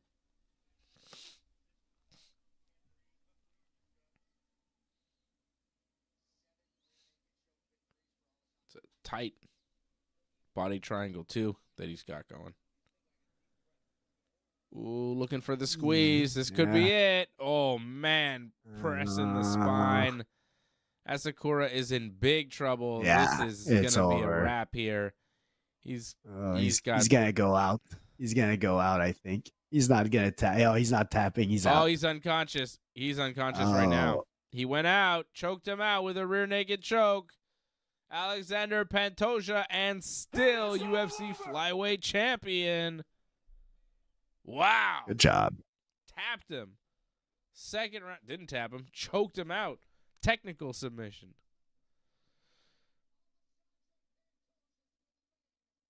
Well, Asakura was a fun little opponent, I guess. That was fun. So are you excited for a second fight, or? No, I'm good. He promised a knockout and he got choked unconscious in a round and a half. Didn't take very long. I'm glad that it ended quickly. I mean, he's kind of a fun fighter. You know? It depends who he fights, honestly, Fred. Like, the problem is the flyweight division is so not exciting that unless he's fighting Brandon Moreno next, which, I think that would be a fun fight. What is Amir Albazi, number 3 ranked? That guy should get the title shot. Yeah. But he lost to Moreno, yeah. Oh, did he? He has a win against yeah, his last fight he lost to Moreno in November. But he did beat Kai Kara France before that, so I don't know. Where's Do you want to give... Well, Moreno should be getting a rematch then, no? What's Moreno done lately? If he beat Amir. Before that, he lost to Royval and lost to Pantoja. So maybe Moreno's the next guy in line. Against Pantoja again? I mean, it was a close fight. Why not? And I mean, he beat Amir, who's number 3. So Yeah. who else? Who else can you put there? Well, they had Brandon Royval there in the crowd. Maybe Royval again. Maybe. What about Tagir? Tagir Tatsuro? Ulanbekov. No? Oh, he's too far. Is he? Where is he? 11th? Number 11. Wow. Like, he's not going to get the title shot right away. I doubt it. With another fight or two, I think Tagir is going to be in the mix. Well, there we go. Pantoja gets a flyweight title defense. I think they're going to throw Brandon Royval at him next because Royval's in the crowd for a reason. They kept showing Royval, you know. But Pantoja has defeated Brandon Royval, right? Twice? Was that Royval they showed? That was Royval they showed in the crowd, right? I'm not sure. I didn't see, actually. I'm just following what you say. I'm pretty sure it was Brandon Royval, which is weird because Pantoja's beat him twice, unless it was some other guy. No, that's Brandon Royval. So, why they keep showing him? Pantoja beat him twice, Fred. He beat him once by submission and the other time by decision. In 2023, he beat him by decision. In 2021, he tapped him. 2023, he beat him by decision. In 2025, we're going to see him fight again for the belt? Really? I mean, I would go Royval. with Moreno. Royval just beat Tatsuro Taira, who was undefeated. He did beat Brandon Moreno before that, too. Moreno, you know, he beat Amir Albazi, but he did just lose before that to Brandon Royval. Yeah, Royval, but wasn't like Royval this has fight wins was over Brandon Moreno and the undefeated at the time Tatsuro Taira back-to-back. so but maybe he's- he's in line. But he's lost to Pantoja twice. And I feel like Moreno had a closer fight with Pantoja. But Moreno lost to Royval, so you know what I mean? And I feel Moreno, he's a little bit more of a name, no? Isn't he a little bit more of a star than Royval? Like, he's got the Mexican aspect behind him and everybody that follow him. But he I don't lost. know. But he lost. Yeah, but he won his last fight. Yeah. That's why you should give the title shot to Tagir Ulanbekov. Or who are some of these other guys that are ranked at flyweight? Who was, hold on, they have a guy. I mean, Steve I s- Erceg got a title shot and he wasn't ranked high, so who knows who's going to get the next title? Like, it could be anybody. Who is Asu Almabayev? Who is that? From Asu, man. Kazakhstan. 30 years old, 21-2, hasn't lost a fight since 2017. Undefeated in the UFC. How about him? I think he's going to be somebody to watch. Asu Almabayev. The UFC has him ranked 7th, I think, right now. This guy's on a ridiculous win streak, dude. He's won a ton of fights in a row. And he's beat some good guys, too. Asu. Okay? It's all I about mean, the why Asu. not, man? This division needs a little new blood, maybe. I'll be honest, I still miss Demetrius Johnson. Like, I wish there was a chance he would come back. I know he's retired and he's not coming back. He's doing jiu-jitsu now. Mhm. But since Demetrius Johnson has not been there no more, which Demetrius Johnson for Ben Askren was a terrible trade, man. Yeah. Like, we don't see trades in MMA, but that's like an all-time awful trade in sports. They had a bit of a run there, you know, with Henry Cejudo and TJ Dillashaw. Like, they tried to keep it going after Demetrius, but they couldn't keep the momentum. Flyweight has just not really worked. I mean, But, it needs a star, man. need somebody flashier. But that was a nice win, man, for Pantoja, man. Let's see if he could. But Yeah. again, like the guy that Asakura didn't seem to have much like grappling, and Pantoja just was smart and went there, and it was easy from there. Yeah. I just wonder, how you make Pantoja into a star that people want to pay for without some name opponents, without some quality names you can throw at him. I mean, impressive performances like this help, on a pay-per-view that a lot of people are buying for the undercard. Like, people aren't buying this pay-per-view for Pantoja's fight. They're buying it for Shavkat or whatever. You know what I mean? But I think the hope is that you buy the pay-per-view for Shavkat or for Ian Garry or for Kron Gracie or whoever, and then you see Pantoja, and then you become a Pantoja fan so that the next time Pantoja fights, you buy the pay-per-view for Pantoja. I'm just not sure that's happening. Because, he's good and all, but you still have to give him, a fun opponent for you to care. Does Khabib have a cousin or a nephew or something at 125, Get a guy named Rakhmonov in there. It might help. Somebody that doesn't like tiramisu. Yeah, something. Or, Well, somebody that beat Pantoja in the past. Like come that back for Asu revenge. guy, you said he's from Kazakhstan. If you tell me he trains with Shavkat, I'm sold, man. That's it. Oh, Asu. He's Shavkat's cousin, okay? They're in the same family. It's the Kazakhstan wave. Asu and Shavkat. If Shavkat becomes champion, people are going to start calling for Asu next. Everybody wants a little Asu. Right? Come on.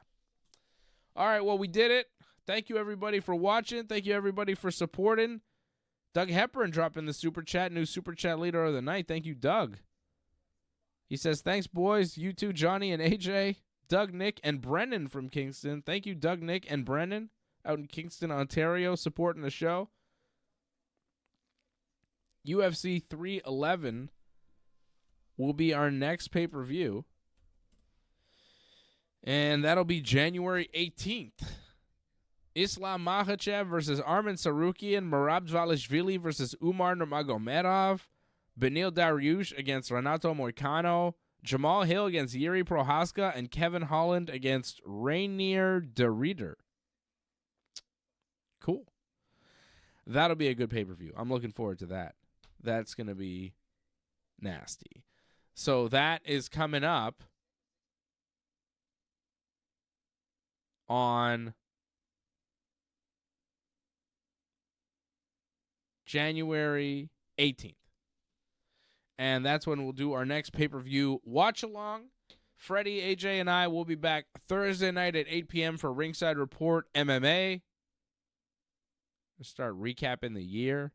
Start talking about our predictions, what we scored on, what we didn't. Hey, Fred, guess what? You predicted that Alexandre Pantoja would finish as the flyweight champion of the UFC. And you were the only one on the show to predict that. I predicted Tagir Ulanbekov, and AJ predicted Amir Albazi. We are both wrong, and you were correct. Alexandre Pantoja is the UFC flyweight champion, and he will finish the year as the UFC flyweight champion. But featherweight champion, okay, I was the only one who said Topuria would finish as champion. You and AJ both said Volkanovski. So we will tell you who scored what, who won where, who was right, who was wrong, about all the beginning of the year predictions. At the beginning of the year, we do predictions who's going to be champion at the end of the year. And we were right about some things, wrong about some others. Not bad, though. I think for the most part, for every division, one of us got it right. Ooh, except middleweight. Nobody picked Dreykus. Nobody picked Dreykus. All right. We'll be back Thursday night, 8 p.m. Freddie, you're the best. Thank you to everybody watching us all around the world on Rumble, YouTube, and all the things. Kick.